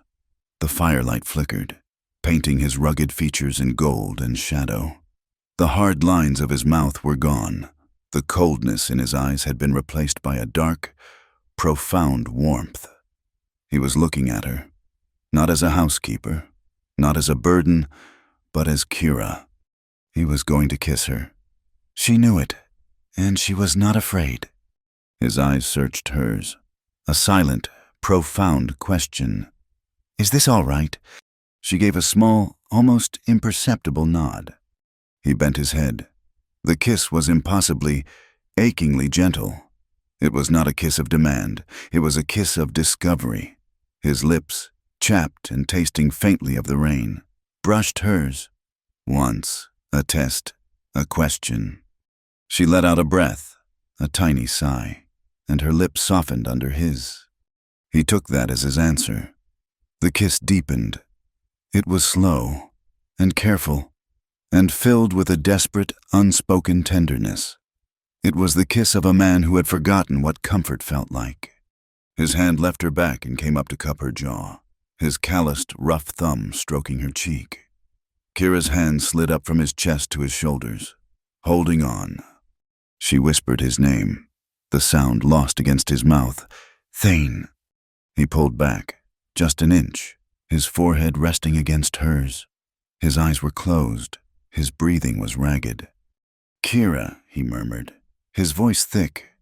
He kissed her again, and this time there was no hesitation.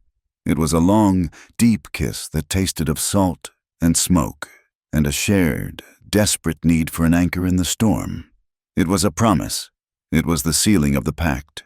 It was a kiss that said, "You are mine, and I am yours, and we will face this together." His arms tightened around her, pulling her fully against him, until there was no space left between them. She clung to him, her fingers twining in the damp hair at the nape of his neck. It was not a frantic, fumbling embrace. It was an anchoring. It was two people, battered by their own storms, holding on as if to a life raft. The warmth of him, the solid, living strength of him, seeped into her, driving out the last of the fear, the last of the cold. Finally, the kiss broke. They stayed as they were, foreheads touching, breathing each other's air. The storm was over. The only sound was the steady, gentle sh of the rain on the roof and the quiet crackle of the fire. He pulled the wool blanket from his own bed, which he must have brought in from the house earlier from a nearby bale, and wrapped it around both of them, cocooning them in warmth. He didn't let her go. He just held her, his chin resting on the top of her head. "I don't want you to be afraid," he said, his voice a low, rough whisper against her hair. "Of Pike, of the dark, of any of this." He paused. "I don't ever want you to be afraid of me." He was giving her a choice. He was acknowledging the coiled power inside him, the thing that had terrified her, and he was laying it at her feet. Kira tilted her head back, her hand coming up to touch the scar on his cheek. Tears were streaming down her face, but she was smiling. "I'm not afraid," she whispered. "I'm not afraid anymore. I choose this. I choose you." He looked at her, his soul bare in his eyes, and a slow, almost pained smile touched his lips. He kissed her again, gently, a kiss of pure gratitude. They didn't talk anymore.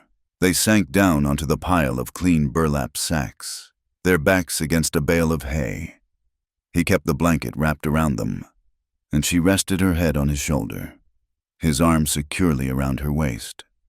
The fire in the little stove burned down to glowing red coals. The rain softened to a whisper. And there, in the safe, dry quiet of the grain store, they fell asleep, their hands locked together, finally and completely. A perfect fit. The Redwater County Courthouse was not a hall of justice. It was a single, long room on the ground floor of the brick front building that also held the jail. It was packed, and it was suffocating. The room smelled of stale sweat, cheap tobacco, and the metallic tang of fear. The benches were full. Kira saw the faces of the men from Sloan's Mercantile, the same ranchers who had looked at their boots while Royce Delaney harassed her. They were here as witnesses, or perhaps as victims. The back wall was lined with Delaney's men, their hats on, their thumbs hooked in their belts, a silent, grinning wall of intimidation. Silas Pike sat in the front row, looking for all the world like a respectable businessman. He was dressed in a fine black suit, his hair oiled. He nodded politely to the traveling judge, a man named Orrin Hayes, who looked hot, tired, and deeply annoyed to be in Redwater at all. Kira and Thane sat at a small plaintiff's table. Thane was a coiled spring. He wore the same canvas shirt and denim trousers he always did, but he was clean-shaven, and he had left his rifle in the wagon. His holstered pistol, however, remained at his hip. He looked like a mountain that had been forced indoors, and his presence made the armed men in the back seem smaller. Kira sat beside him, her hands folded over the small, worn leather portfolio that held their evidence. The court calls the petition of Thane Rourke regarding the auction of water rights pertaining to Vulture Creek, Judge Hayes said, his voice flat. Mr. Boone, you represent the county's interest. State your position. Eldridge Boone, the clerk, stood. He was plump, and sweat stains darkened his white shirt, but he was confident, his voice slick. Your Honor, it's a simple matter. The county, under the authority of the 1868 Drought Relief Act, has deemed the water resources of the Vulture Creek Basin to be a public utility in this time of emergency. A public hearing was held on July 10th. A unanimous proxy vote of all affected landowners, all 22 of them, authorized the county to take this measure. The auction is legal, public, and for the good of all. He placed a stack of papers on the judge's bench. The signed proxies, Your Honor, and the minutes of the meeting, all validated with the new official county seal, pressed by my own hand. Judge Hayes leafed through them. Seems in order, Mr. Boone. He looked at Thane. Mr. Rourke, you filed this petition. On what grounds do you object? Thane stood. The entire room seemed to hold its breath. He put his hands on the table and leaned forward. It's a lie. The room erupted in whispers. Judge Hayes banged his gavel. Order, Mr. Rourke. That is a serious accusation. You are in a court of law. You will present evidence, or I will hold you in contempt. My partner, Miss Winslow, will speak to the evidence. Thane said, his voice a low rumble. He sat down, but his eyes never left Silas Pike. Kira stood. Her legs were shaking, but she locked her knees. She felt the eyes of every man in the room on her. Royce Delaney smirked. Your Honor, Kira began, her voice small but clear, cutting through the hot, still air. Mr. Boone is correct. The act requires a unanimous vote, but the vote was not unanimous, because Mr. Rourke, the primary and original patent holder of the land in question, was never notified of any meeting. Boone jumped to his feet. Objection, Mr. Rourke's lands are not part of the basin. According to the new survey, he had no vote. According to your new survey, Mr. Boone, Kira countered, her voice gaining strength. A survey commissioned by Mr. Pike, the man who stands to gain the most from this auction. We, however, have a different map. She opened her portfolio. We present the original territorial patent map of 1851 for the land then known as the Tea-Light Farm, the land that is now Ravenwing Ranch. She unrolled the heavy parchment. The blue line of Vulture Creek was clear. The boundaries were clear. And in the corner, the large, intricate red wax seal of the original territorial judge. The judge leaned forward. His interest piqued. That is an old charter. A very old charter. It is the founding charter, Your Honor, Kira said. It establishes prior claim, and it proves Mr. Rourke's land is the headwater of the basin. Therefore, he did have a vote. And since he was not present, the vote was not unanimous. And this entire auction is fraudulent. Boone was sweating heavily now. A technicality. A dusty, meaningless old map. The proxies from the other 21 ranchers are still valid. The community wants this. Your Honor. Does it, Mr. Boone? Kira asked, her voice ringing out. Or was the community coerced? You said your documents were validated by the new county seal. Why was a new seal necessary? Was it, perhaps, because you no longer had access to this? She reached into the satchel at her feet and, with both hands, lifted the heavy brass seal die they had taken from the church. She placed it on the table with a solid, heavy thud. The original, official seal die of Redwater County. Your Honor, we ask that you examine the wax on our map and the die itself, and then we ask that you compare it to the new seal Mr. Boone is using We believe you will find his to be a cheap forgery, created for the sole purpose of creating truth, as Mrs. Lively would say." The room was dead silent. Silas Pike's polite smile had vanished. He was staring at the sealed die, his eyes cold and furious.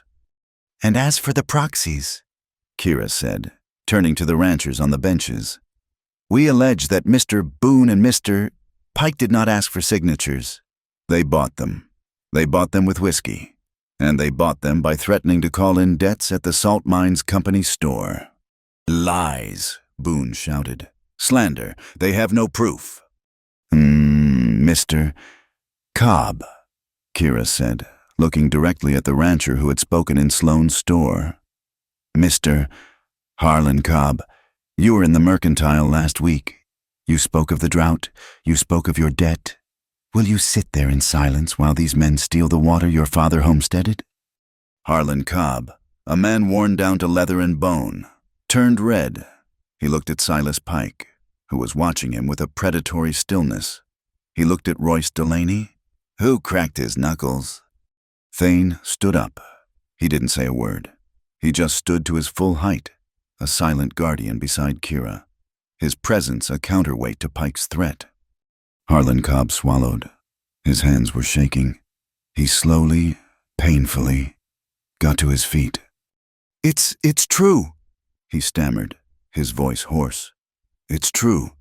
Your Honor, I didn't know what I was signing. I was at the Broken Spoke. Royce Delaney, he bought me drinks. A lot of drinks. He said, Mr. Pike knew I was behind at the store. He said if I signed a paper, just a paper for the community good, he'd wipe my slate clean.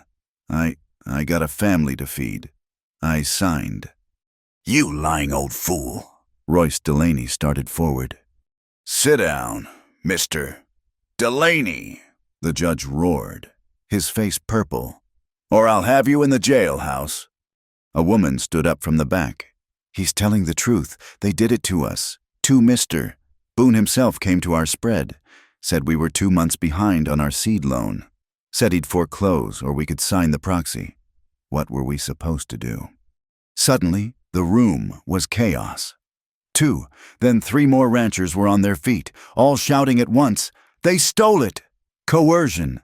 They said it was just to manage the drought!" Judge Hayes slammed his gavel over and over. "Order, order. I say quiet. Sit down. All of you."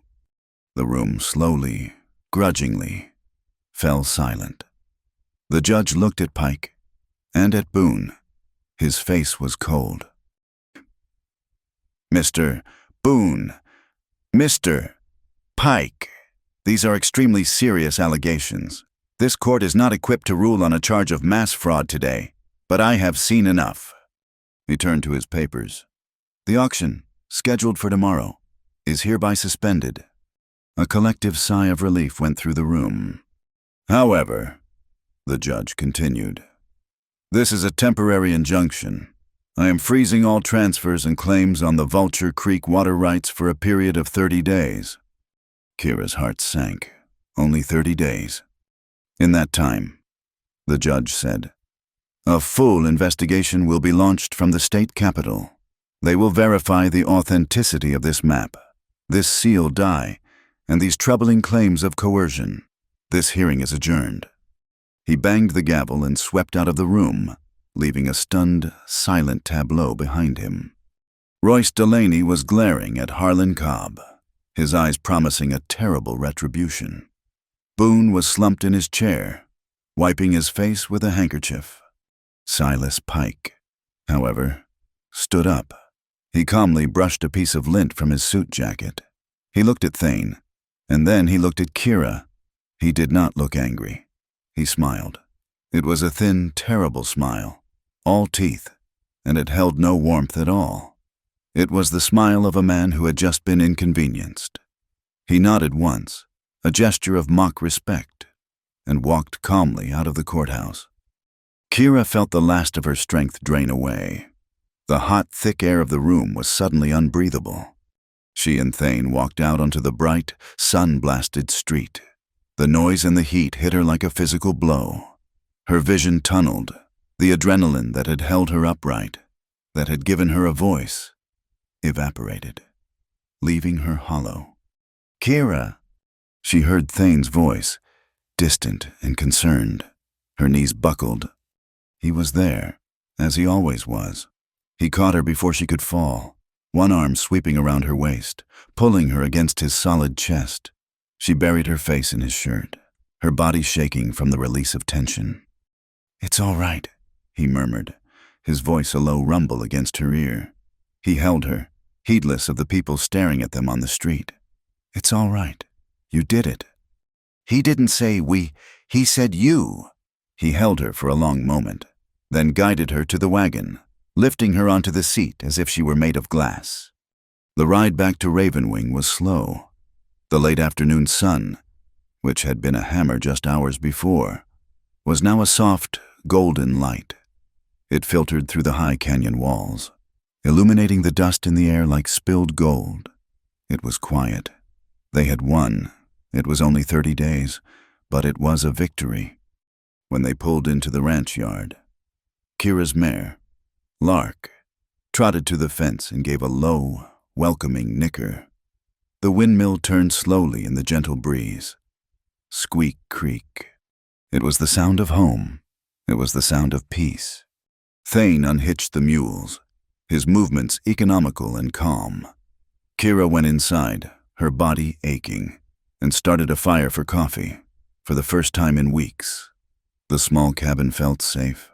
The shadow of Silas Pike had been pushed back. Kira, waiting for the water to boil, went back out to the wagon to retrieve her satchel and the precious ledger.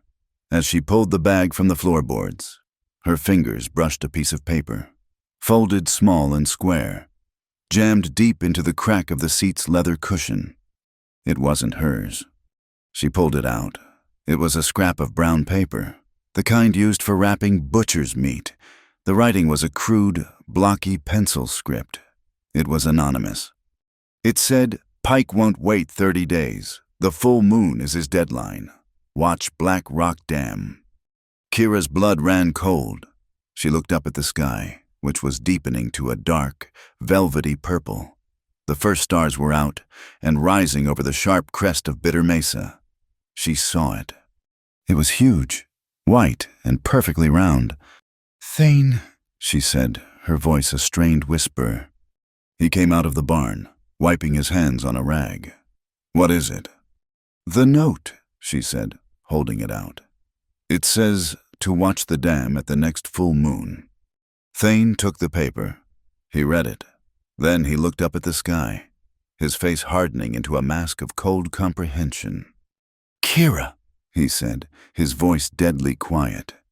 "The next full moon isn't in a week. It isn't tomorrow." He looked at the brilliant white disk dominating the sky. "It's tonight."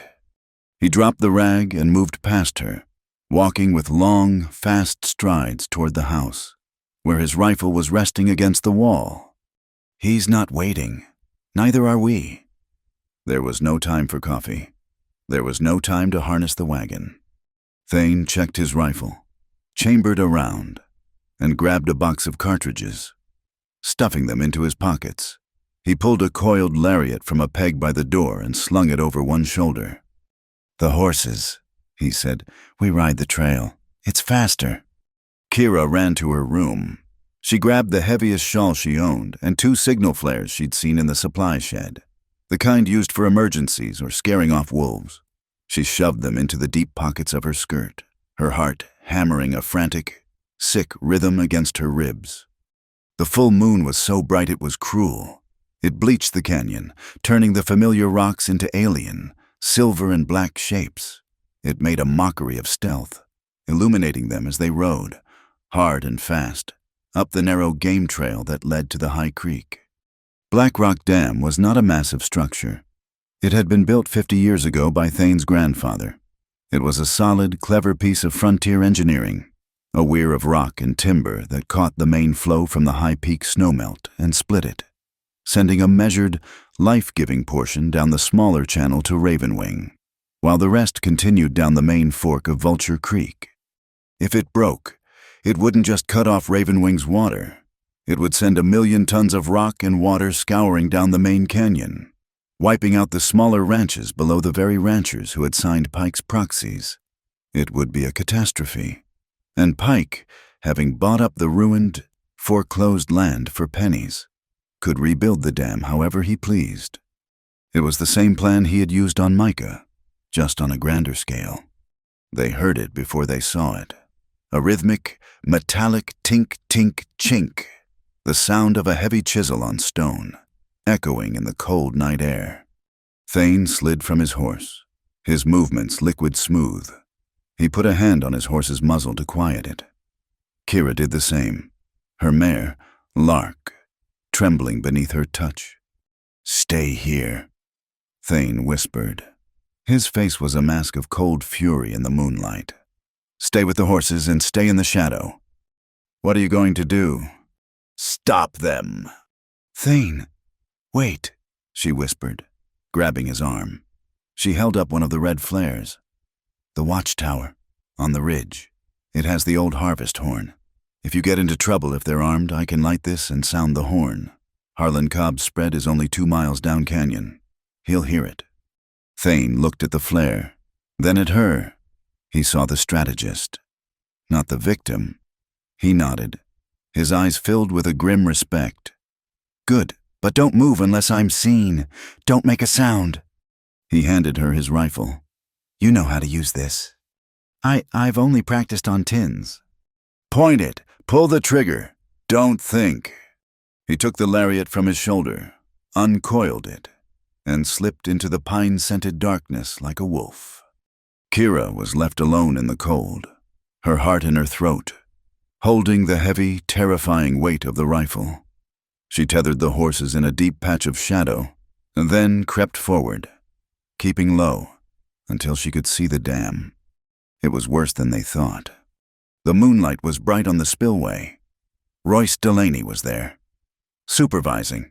2 other men, strangers, were waist-deep in the shallow water just above the dam's foundation. They weren't just chiseling. They were using a long, star-headed drill bit and a sledgehammer. They were systematically pounding deep holes into the dam's keystone, the main, supporting arch of rock. They had 3 powder kegs sitting on the bank. They weren't just weakening it to break at dawn. They were going to blow it. Tonight. Kira's blood ran to ice. She watched as one of the men started tamping powder into a drilled hole. She turned, looking for Thane. He was gone. He had melted into the shadows on the far side of the creek. Royce laughed, his voice carrying clearly on the night air. "That's it, boys. One more. Pike wants a real show. Wants him to hear it all the way to Larkspur Junction." One of the men in the water paused, wiping his face. This is gonna kill people. Royce, that's a lot of water." "That's the point," Royce sneered. "Pike's tired of asking nice. Now, shut up and drill." The man turned back to his work. Kira saw a shadow detach itself from the boulders behind Royce. It was Thane. He moved with no sound. He was 10 feet from Royce, then 5. He was going to take him first, silently. But the world betrayed him. A loose pebble, dislodged by his boot, skittered down the rock face. Clack, clack, clack. Royce spun, his hand flying to his hip. "Who's there?" The moon was full on Thane's face. Royce's eyes went wide. "Rourke." He drew his pistol and fired. The shot was a cannon blast in the canyon. The bullet sparked off the rock an inch from Thane's head. "Kill him!" Royce shrieked at his men. The 2 men in the water drew their own pistols. The night exploded in orange flashes and the deafening crack, crack, crack of gunfire. Kira didn't think. She dropped the rifle. She couldn't hit them from this distance. She grabbed the flare from her pocket, struck the cap against the rock, and a brilliant, hissing, chemical red light flared to life, painting the canyon in a demonic glow. "Alarm!" she shrieked, her voice thin. She turned and ran, scrambling up the rocky path toward the small watchtower on the ridge, the flare held high like a torch. "The woman!" Royce yelled. "Stop her!" A bullet whined past her ear. So close, she felt its breath. She didn't look back. She just ran, her lungs burning, the red light of the flare showing her the path. Down at the dam, all was chaos. The two men were firing at Kira's retreating light. Thane used their distraction. He didn't run at them. He launched himself, a 200-pound projectile of muscle and rage, directly at Royce Delaney. He hit him shoulder first, a blow that would have felled an ox. The air left Royce's lungs in a pained woof. The two men crashed onto the slippery, moss-covered rocks at the edge of the spillway. Royce's pistol spun out of his hand, clattering into the darkness. They were a tangle of limbs. Thane's hands were at Royce's throat. Royce, gasping, kneed him in the groin. Thane grunted, his grip loosening, and Royce slithered free. He was a brawler. He came up swinging, a rock in his fist. He smashed it against Thane's temple. Thane roared, more in anger than pain, and staggered back. Royce scrambled for his pistol. The two other men, seeing their boss in trouble and the red flare disappearing up the ridge, made a decision. This wasn't their fight. This was a hanging offense. "We're done. Royce!" one of them yelled. They splashed out of the water, grabbed their horses, and fled down the canyon, thundering into the night. Meanwhile, Kira reached the tower. It was just a small, raised platform with a roof. Hanging from a beam was the alarm, a massive, tapered brass horn, 6 feet long, with a crank-driven bellows. She grabbed the crank and began to turn it with all her strength. A sound ripped through the night. It was not a bell. It was a deep, gut-vibrating moon. A sound of profound, world-ending warning. It was the sound of the harvest horn. A sound no rancher in the valley had heard in 10 years. It was a sound that meant fire, or flood, or war. "Moan, moan!" She kept cranking, her arms screaming, the red flare sputtering at her feet. Down at the dam, Thane and Royce were locked in a desperate, ugly fight. They rolled on the slick rocks, each vying for the upper hand. Royce was wiry and fast. Thane was pure, cold strength. Royce's hand found his pistol. He brought it up, jamming it into Thane's side. Thane grabbed his wrist, his fingers like a steel trap. They strained, face to face, grunting. Royce's finger was on the trigger. "Die, you hermit," he spat. Thane slammed his forehead into Royce's face. There was a sickening crunch of cartilage. Royce screamed, his nose breaking, and his fingers spasmed. The gun went off. The bullet didn't hit Thane. It tore through the rock between his feet, sending shards of granite into his leg. But the explosion, so close to the powder kegs, was the real danger. A spark from the muzzle blast arced through the air and landed on the thin trail of black powder one of the men had spilled. A white-hot fuse of fire zipped across the ground, straight toward the 3 kegs. "Kira!" Thane roared, his voice pure terror. He released Royce and threw himself backward, rolling away, just as the first keg exploded. The world ended.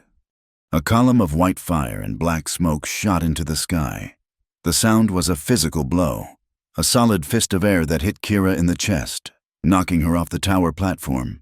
She landed hard on the gravel, the breath knocked from her lungs. The other 2 kegs went off a second later. The entire foundation of the Black Rock Dam erupted. Rock, water, and timber were thrown 100 feet into the air. The ground shook. And then came the water. A solid, gray-white wall of it, freed from its channel, roared into the main canyon. Thane had been blown back against the canyon wall. He was alive, his ears ringing.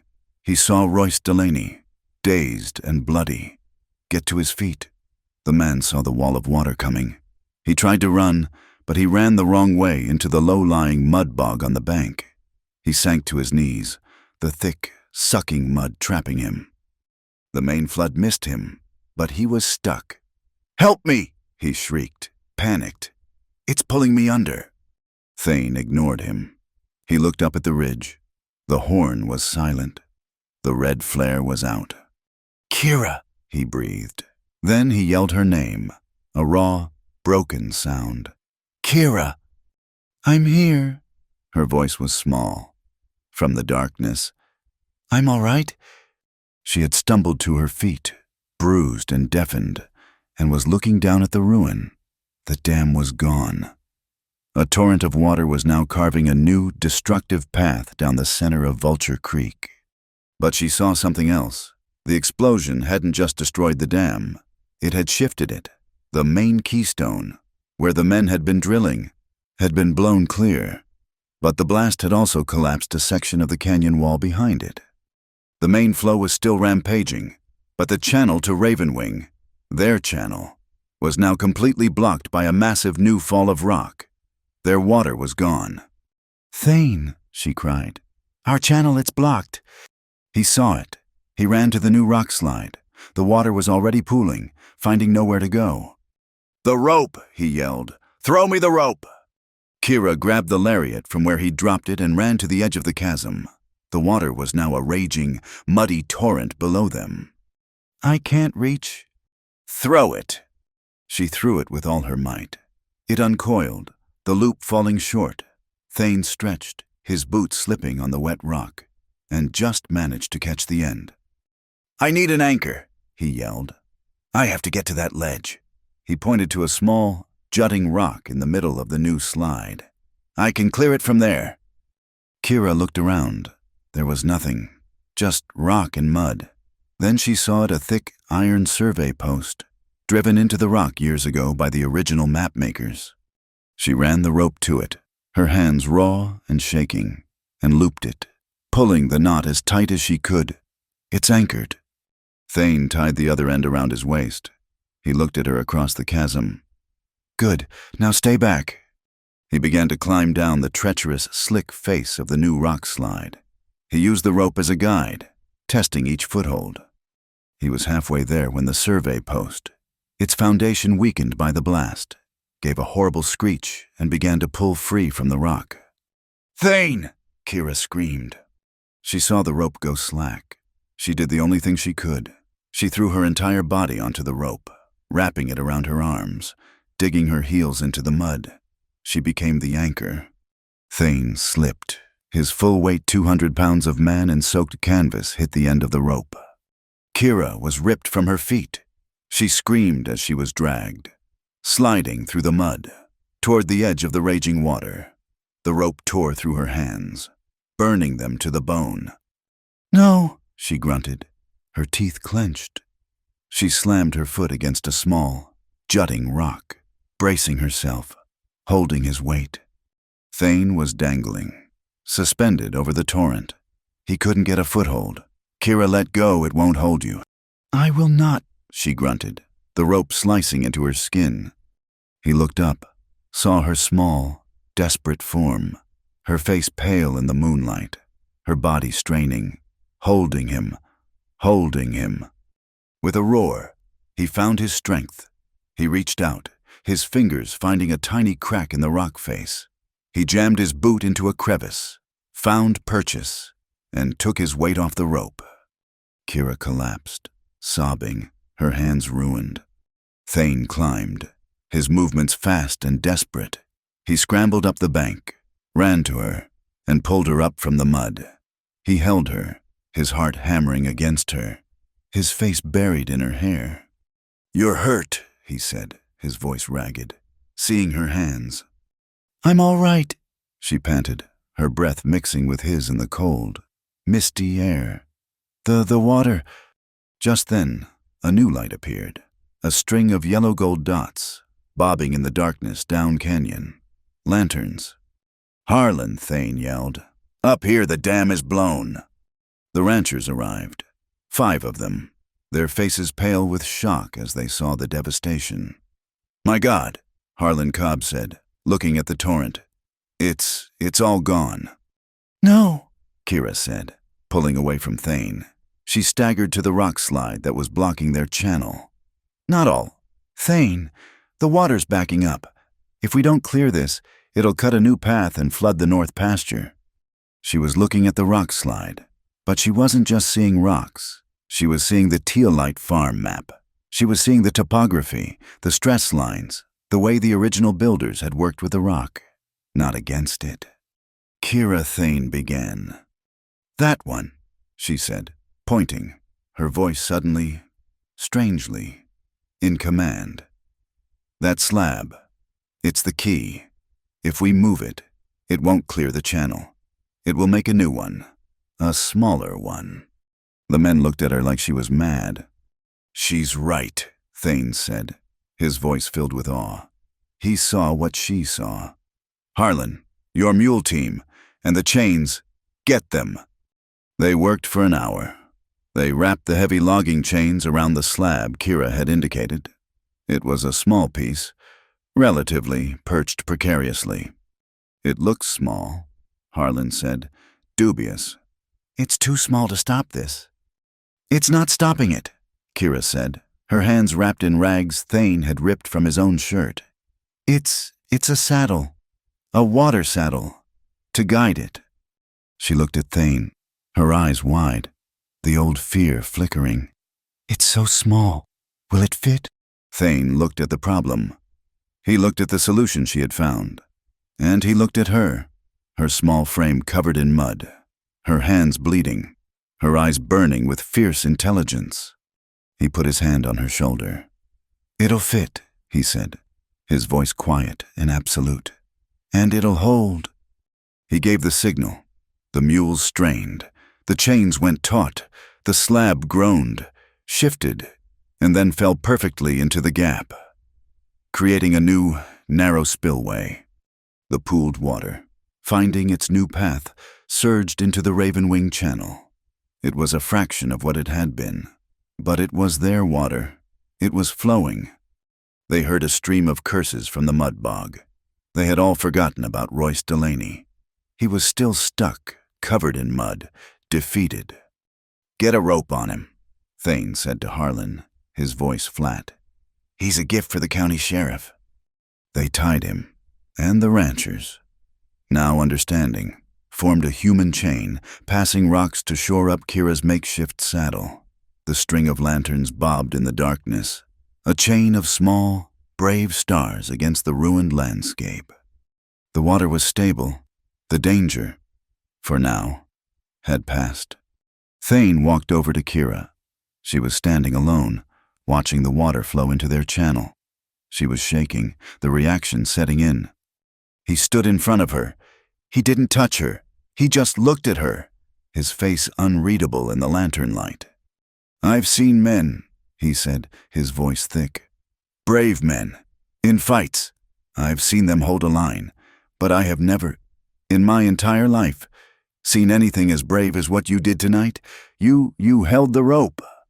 "You would have done the same," she whispered, her teeth chattering. "No," he said. "I wouldn't have been able to. I'm not strong enough." She looked up at him, confused. "I couldn't have held you," he clarified. Kira's remaining strength gave out. She leaned forward, her forehead coming to rest on the solid, warm wall of his chest. His arms came around her, holding her up. She tilted her head, looking up at him. His face was bruised, his nose bloody, his hair matted with mud and something else. It was a short, breathless kiss. It wasn't tender like the one in the grain store. It was desperate and raw and necessary. It was the taste of mud and sweat and gunpowder and the overwhelming, undeniable relief of being alive. It was a seal, a brand, a promise made in the wreckage, under the light of the lanterns. The 30-day injunction was not a reprieve. It was a deadline. The day after the flood, the county was in chaos. The torrent unleashed by the destruction of Black Rock Dam had scoured the main channel of Vulture Creek, tearing out Harlan Cobb's lower pasture and flooding the cellars of 2 downstream ranches. The ranchers, who had been merely resentful, were now terrified. They had seen the proof Silas Pike was willing to drown them all for his salt. Royce Delaney, however, was in the wind. After Thane and Harlan had pulled him from the mud bog, his hands bound, He was being led back to the Larkspur jail when two of his men, the same two who had fled the dam, ambushed Harlan's small group on the trail. Shots were fired. A horse was lamed. And in the confusion, Delaney had escaped into the high rocks. The enemy was now twofold: Silas Pike, armed with lawyers and money, and Royce Delaney, armed with nothing but malice and a desire for revenge. Martha Lively's cottage became a command center. The smoky air of the small parlor was thick with the scent of brewing coffee, old paper, and Father Witt's pipe tobacco. "Pike will disavow," Martha said, her sharp eyes fixed on Kira. "He will claim Delaney was a rogue element. He will pay for Boone's defense. He will use these 30 days to bury us in appeals. Judge Hayes's injunction is a picket fence against a buffalo stampede. We need a cannon." "We need Nora Vale," Father Witt said, tamping his pipe. "She's the only circuit lawyer west of the Rockies who isn't owned by a railroad or a mining concern." "Nora Vale." Martha nodded. "She's due in Coyote Gate in 2 days. She's not gentle, Kira, but she is honest, and she hates men like Pike." They spent those 2 days assembling the case. It was no longer just the map and the seal. It was a chain of evidence. Kira worked by lantern light, her bandaged, rope-burned hands aching as she wrote. She gathered Harlan Cobb's signed affidavit. She found, in the church records Witt provided, 3 other instances of debt for proxy swaps. She cross-referenced the county ledgers Martha had saved, finding a record of a large, unexplained payment to Eldridge Boone just 2 days after Micah Rourke's accidental death. When Nora Vale arrived, she was not what Kira expected. She was a tall, plain-spoken woman in a man's traveling coat, her hair pinned up in a severe bun. She didn't drink tea, she drank whiskey. She listened to Kira lay out the evidence, her face impassive. She examined the map. She held the heavy brass seal die in her hand. "The dam changes it," Nora said, her voice crisp. "The forged seal is fraud. The proxies are coercion. The dam that is conspiracy to commit murder." She looked at Thane, who stood by the window, his presence a silent, coiled threat. "Mr. Rourke, are you prepared to testify that Royce Delaney, Pike's foreman, personally lit the fuse that destroyed a public dam and endangered the lives of every citizen downstream?" "I am," Thane said, "and I will." "Good," Nora said. She turned back to the table. "We won't wait for Pike's appeal. We will file a special emergency petition. We are no longer defending against an auction. We are prosecuting a criminal enterprise. We will demand a full public hearing to charge Silas Pike, Eldridge Boone, and Royce Delaney in absentia. We will break them, all of them." The courthouse, 2 days later, was a powder keg. It was not just the ranchers, their wives were there. The blacksmith, Mr. Sloan from the Mercantile, the entire county, united by a shared sense of violation, had come to watch. Silas Pike and Eldridge Boone sat at the defense table. Boone was a wreck, his face pale and glistening with sweat. Pike, however, was immaculate in his black suit. He looked calm. He looked bored. He had brought 2 expensive-looking lawyers from the state capitol. Judge Hayes was on the bench, his face a mask of judicial fury. He had not appreciated his injunction being met with an explosion. "Miss Vale," he said, "your petition is extraordinary.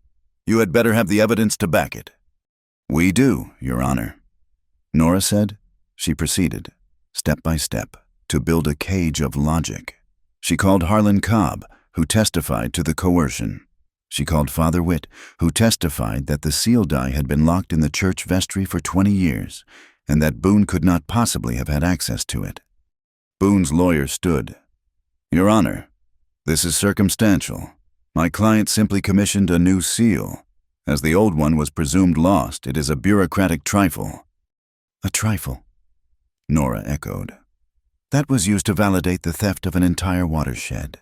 A trifle that, when challenged, was followed by an act of mass destruction. I call Miss Kira Winslow." Kira stood. She walked to the bench, her back straight. She felt Thane's eyes on her. She was not the woman who had fallen from the stagecoach. Miss Winslow, Nora said. You have examined both the original charter map and the proxy forms filed by Mr. Boone. I have, Kira said, her voice clear.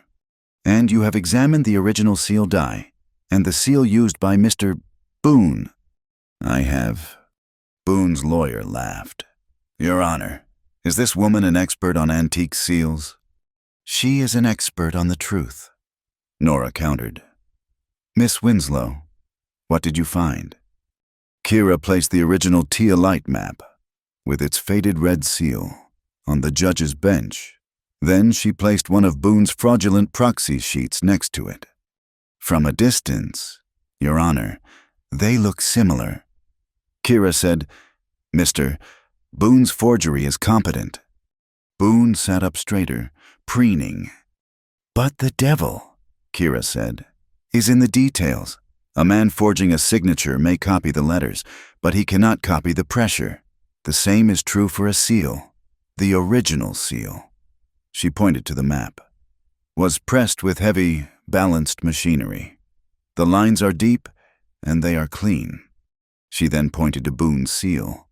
This one is shallow. The pressure is uneven. It was made by a crude, hand-operated press. That proves nothing, Boone's lawyer shouted. I am not finished, Kira said, her voice cutting. She reached into her pocket and produced a small, brass jeweler's loupe, a magnifying glass. Please, Your Honor, look here. She pointed to the lettering on the original seal. The R in Redwater.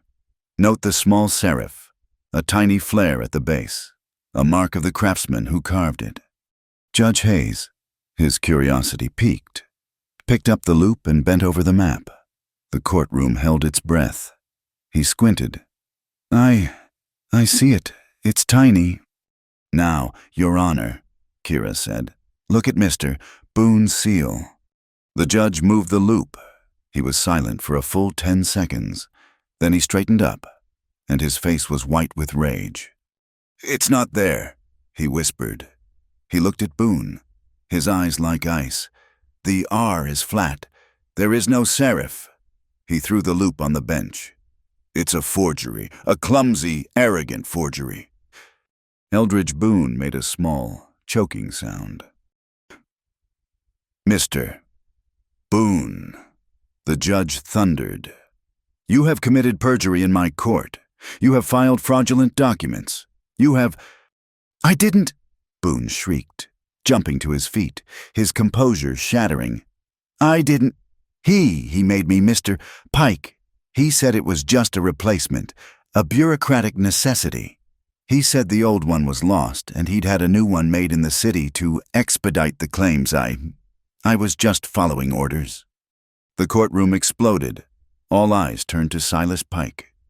His expensive lawyers were staring at him. Horrified, Pike's face had gone a mottled red. The mask of calm was gone. He was trapped. Nora Vale stepped forward, her voice like a scalpel. Mr. Pike, you ordered a forged seal. You coerced signatures. You suborned a public official, and when your plan was exposed, you sent your foreman, Royce Delaney, to destroy the Black Rock Dam, risking the lives of every man and woman in this valley. Why? For a mining interest for salt. Silas Pike shot to his feet. He was vibrating, his facade of the respectable businessman dissolving to reveal the raw, arrogant greed beneath. You fools! He roared, his voice cracking.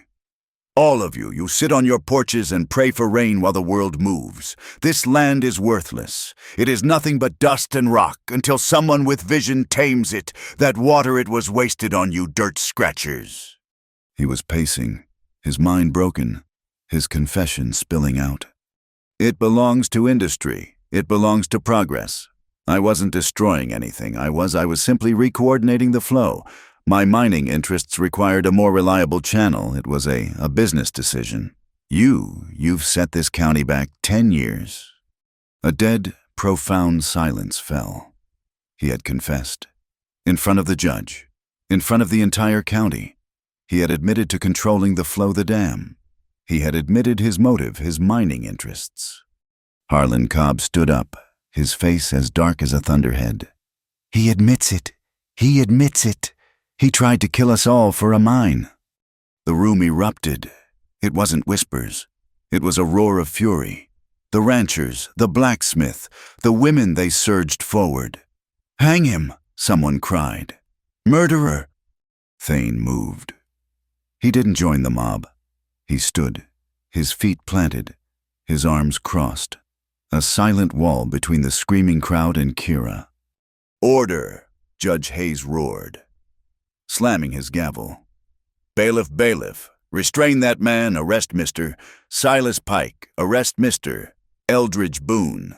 Put them in irons. This court finds sufficient cause to bind them over for trial on charges of conspiracy, attempted murder, and destruction of public property.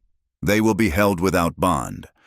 As the bailiffs dragged a stunned, suddenly silent Pike from the room, the crowd's roar subsided into shocked, buzzing victory. The judge, exhausted, began to gather his papers. "This court, Your Honor," Kira said, stepping forward. The judge looked at her, his expression softening. "Miss Winslow, you have done this county a great service." "It's not finished," Kira said, her voice steady. "Mr. Pike is gone. But the drought is not. The law they used, the Drought Relief Act, is still on the books. It's a loaded gun, waiting for the next Silas Pike. What are you proposing, child?" "I propose," Kira said, her voice ringing with a new, clear authority, "that the court, using its emergency powers, not only nullify the fraudulent proxies, but strike down the Act of '68 as unconstitutional, and in its place, that it sanction the immediate formation of a Redwater Community Water Board, to be managed by the landowners themselves, to ensure a fair, equitable, and legal distribution of what water remains. We will manage it ourselves." There was a moment of stunned silence. The ranchers looked at each other. Manage it together. Harlan Cobb, his face grim, began to clap. A slow, steady clap, clap, clap. Then the blacksmith joined in. Then Mrs. Cobb, and suddenly the applause was not scattered. It was a deafening, unified roar. It was the sound of a mob becoming a community.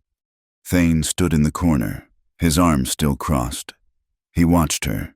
He watched this small, brilliant, terrifyingly brave woman who had fallen into his life. She wasn't just with him. She was leading them. She was moving the entire foundation of the valley. His eyes burned, and he looked away, a fierce, protective pride swelling in his chest until he thought his ribs would break. That night, the smoke they smelled was not from a celebratory bonfire. Thane and Kira were on the porch at Ravenwing. The hour was late. They were too exhausted to sleep, too wired to talk. The damaged windmill gave a protesting groan in the breeze. Thane, who had been staring into the darkness, suddenly went still. He lifted his head, sniffing the air. "What is it?" Kira asked. "Smoke," he said, his voice flat. "Not pine, not a cook fire. It's hay." He was moving before she even saw it. A flicker of orange, dancing in the deep shadow of the main hay barn. "Royce?" she breathed. "He's cornered," Thane said, grabbing 2 fire buckets. "And he's trying to take us with him." The north corner of the massive barn was already catching. The wind, picking up, was blowing sparks toward the house. "The fire break," Thane yelled. "The old one. By the garden, it's our only chance." They moved, not as 2 people, but as one. Kira ran to the tool shed, her mind seeing the map of the ranch, the dry grasses, the wind direction. Thane was already at the stable, hitching the 2 strongest mules to the heavy braking plow. They met at the edge of the dry field that separated the barn from the house. "Give me the reins," Thane yelled. "No," Kira said. "You're stronger. You keep the plow blade deep. I'll guide the mules." He didn't argue. He grabbed the plow handles, and Kira lashed the mules. They raced against the fire. The flames roared, leaping from the barn roof, a tower of angry orange. The heat was scorching. Kira, her face streaked with soot, kept the mules running in a perfect, straight line. Thane, his muscles straining against the dry, hard earth, forced the plowshare deep, carving a wide, dark ribbon of raw dirt. Sparks rained down, landing on the dry grass, starting small, hungry fires. But when they reached the plowed, dark earth of the firebreak, they sputtered and died. They reached the end of the line. The house was safe. The barn was a total loss, but the house was safe. And they saw him, Royce Delaney. He was standing on the far side of the fire, a silhouette against the inferno. He was holding a depleted torch. He was laughing. It was a high, thin, broken sound. He had lost. His boss was gone. His power was gone. This was the only thing he had left. He saw them watching. He snarled, a cornered animal, and threw the dying torch at the house. It fell short, landing harmlessly in the new, dark soil of the firebreak. Thane didn't wait. He vaulted the firebreak and ran. Royce tried to pull his pistol, but he was too slow. Thane tackled him, a brutal, full-body collision that drove the air from Royce's lungs. It wasn't a fight, it was a capture. Thane pinned him, his hand on Delaney's throat, his face a mask of cold, final justice. "It's over," Thane said, his voice a low growl. Headlights bobbed in the canyon. Harlan Cobb and two other ranchers, having seen the blaze from afar, rode up, their rifles out. They saw Thane. They saw the defeated man pinned beneath him, and they saw the burning barn. "Caught red-handed," Harlan said, dismounting. He leveled his rifle at Royce's head. "This time, you're not getting away." The last piece of Pike's network, the final, vengeful echo, was gone. The next day, the community gathered at the blackened, smoking ruins of the barn. They didn't come empty-handed. They brought lumber. They brought food. They brought hammers. Harlan Cobb, his hat in his hands, approached Kira. Thane stood beside her, his arm bandaged where he'd been burned by an ember. "Miss Winslow," Harlan said, his voice rough. "That water board you spoke of, the judge, he approved it, signed the order this morning." He shuffled his feet. "Mrs. Lively, she's officially retired, says her nerves are shot. And Miss Vale, she's moved on to the next county. That board, well, it needs a secretary, someone to keep the minutes, someone who can read the old maps and write the new rules, someone who knows how to hold the rope." Kira looked at her hands. They were no longer the soft hands of an Eastern governess. They were scarred from the fire and permanently calloused from the rope. She looked up at Thane. He was watching her, his pride so evident it was a physical warmth. Harlan smiled, a small, weary smile. "We'd be honored, ma'am, if you'd take the job." Kira looked at the valley, at Bitter Mesa, at the men waiting. She thought of the first day, of the wagon entrance, of her terror. "I will," Kira Winslow said.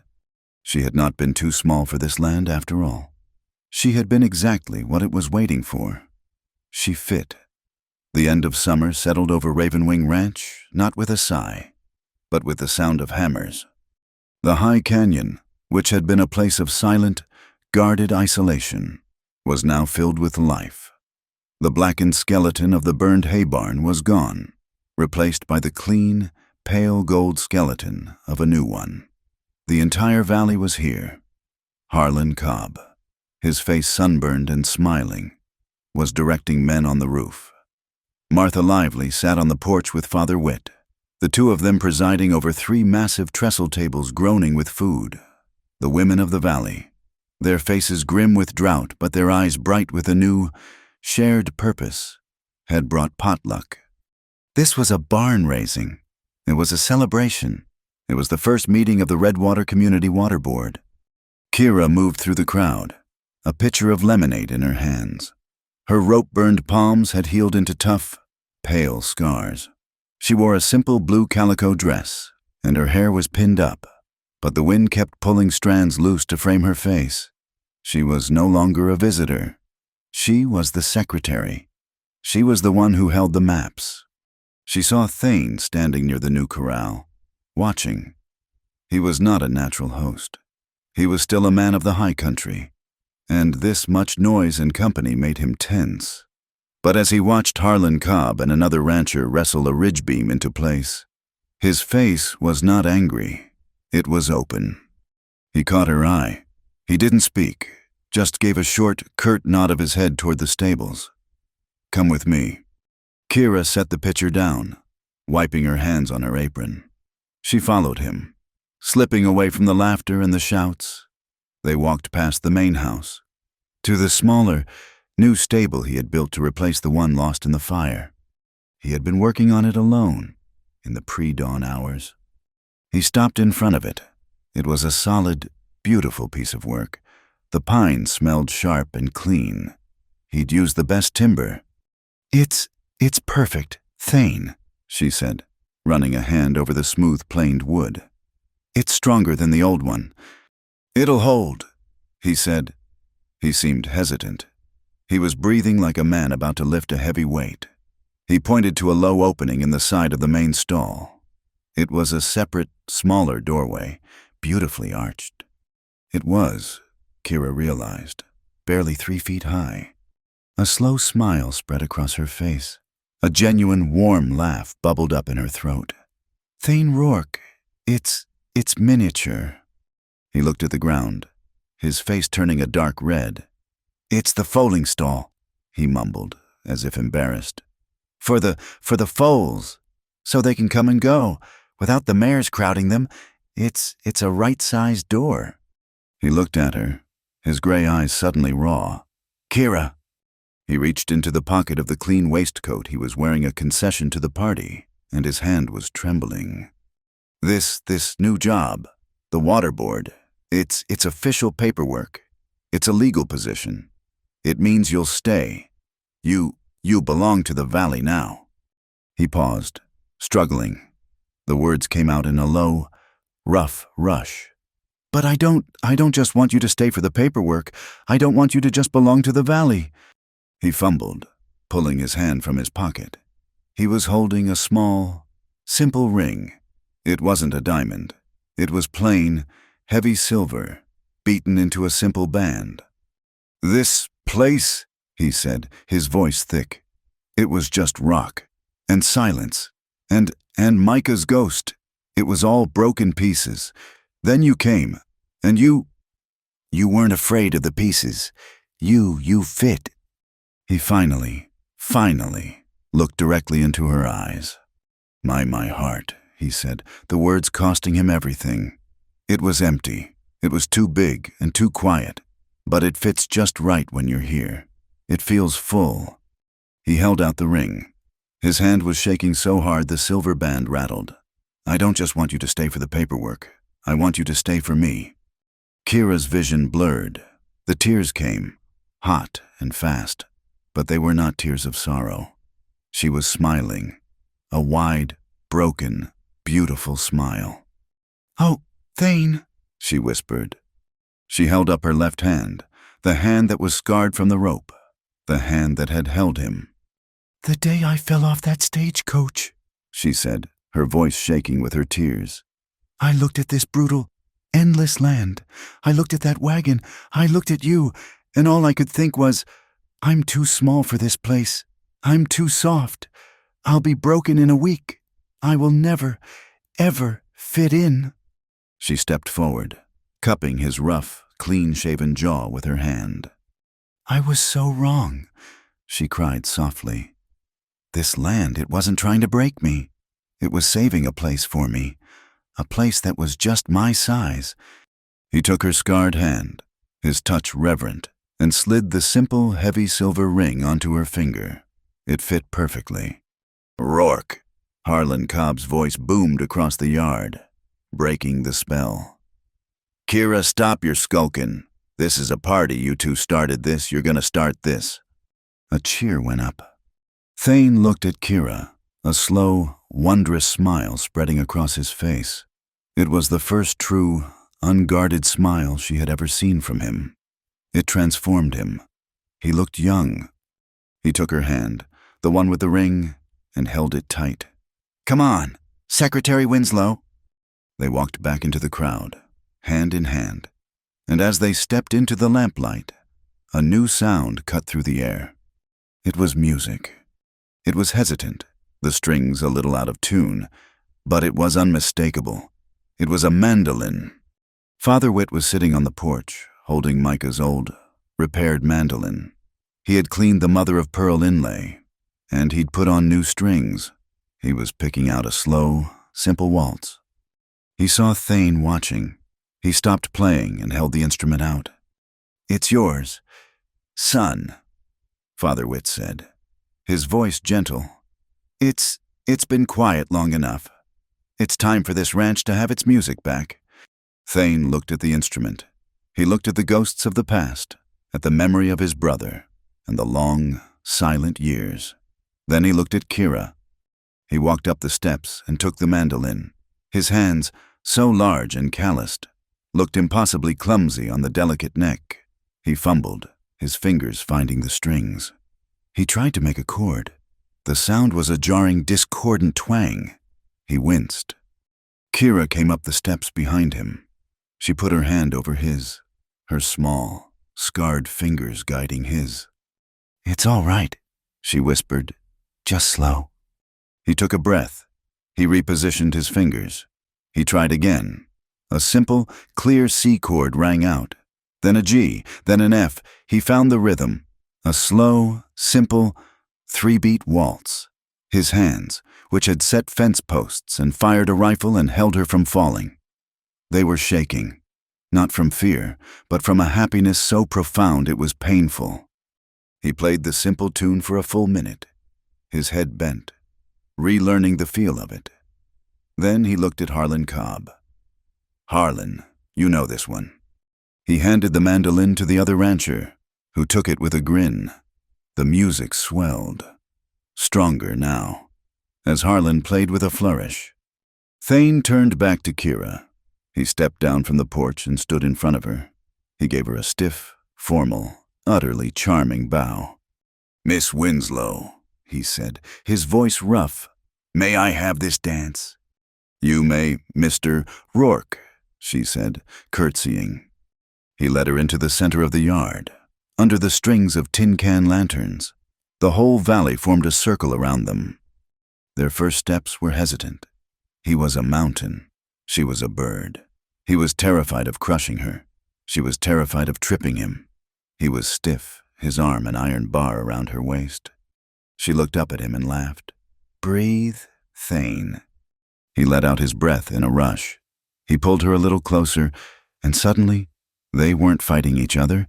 They fit. His long stride matched her quick, small steps. They moved as one, spinning slowly under the Montana stars. The music swelled. The crowd whistled and clapped. He was smiling down at her, a look of pure, unguarded adoration on his face. She was smiling back, her eyes shining with tears. The song ended, but they didn't stop. They just stood in the center of the yard, his arms around her, her hands on his shoulders.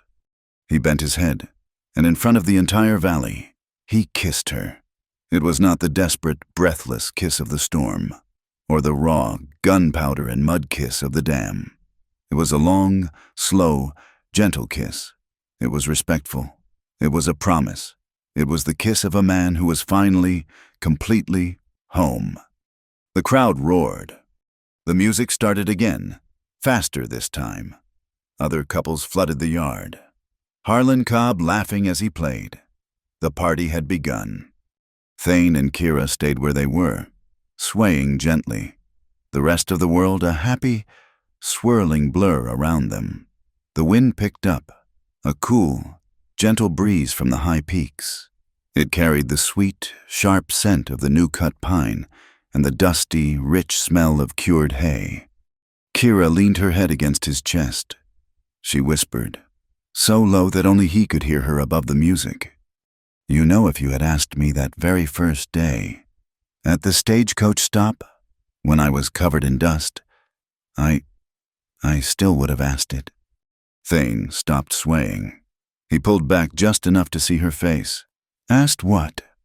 Too small, she whispered, her eyes dancing. Will it fit? Thane's chest rumbled with a low, quiet laugh. He bent, pressing his forehead against hers. His eyes were closed, and he was smiling. He was a man remade. He whispered back, a secret shared only between them. It'll fit, and it'll stay. As if on cue, Harlan Cobb gave a whoop, to Ravenwing and to the water. He fired a signal flare into the sky. A second later, another rancher fired one. Boom! The night sky erupted in a cascade of red and gold and white, bright as day. Thane and Kira looked up, their arms still around each other. The brilliant, joyful light of the flares reflected in their eyes. Two identical, burning stars. They were watching the same sky. The last, long note of the mandolin hung in the air. The windmill, damaged but repaired, turned slow in the breeze, its voice a steady, comforting squeak creak. Thane took Kira's hand. The new silver ring glinted in the flare light. They left the party, walking away from the laughter and the light, their steps perfectly in time. They walked to the new stable. Thane reached down and, with a quiet pride, opened the new, small, perfectly sized door. Hand in hand, they stepped through it together. Thank you so much for listening to our story. Where in the world are you listening from? Let us know in the comments below so we can all connect and share our thoughts. Please be sure to subscribe to our channel, Wild West Stories 1850, and like this video. It helps us a great deal. And if you'd like to give this story an extra boost, please hit that hype button to help it reach even more listeners. We appreciate every one of you.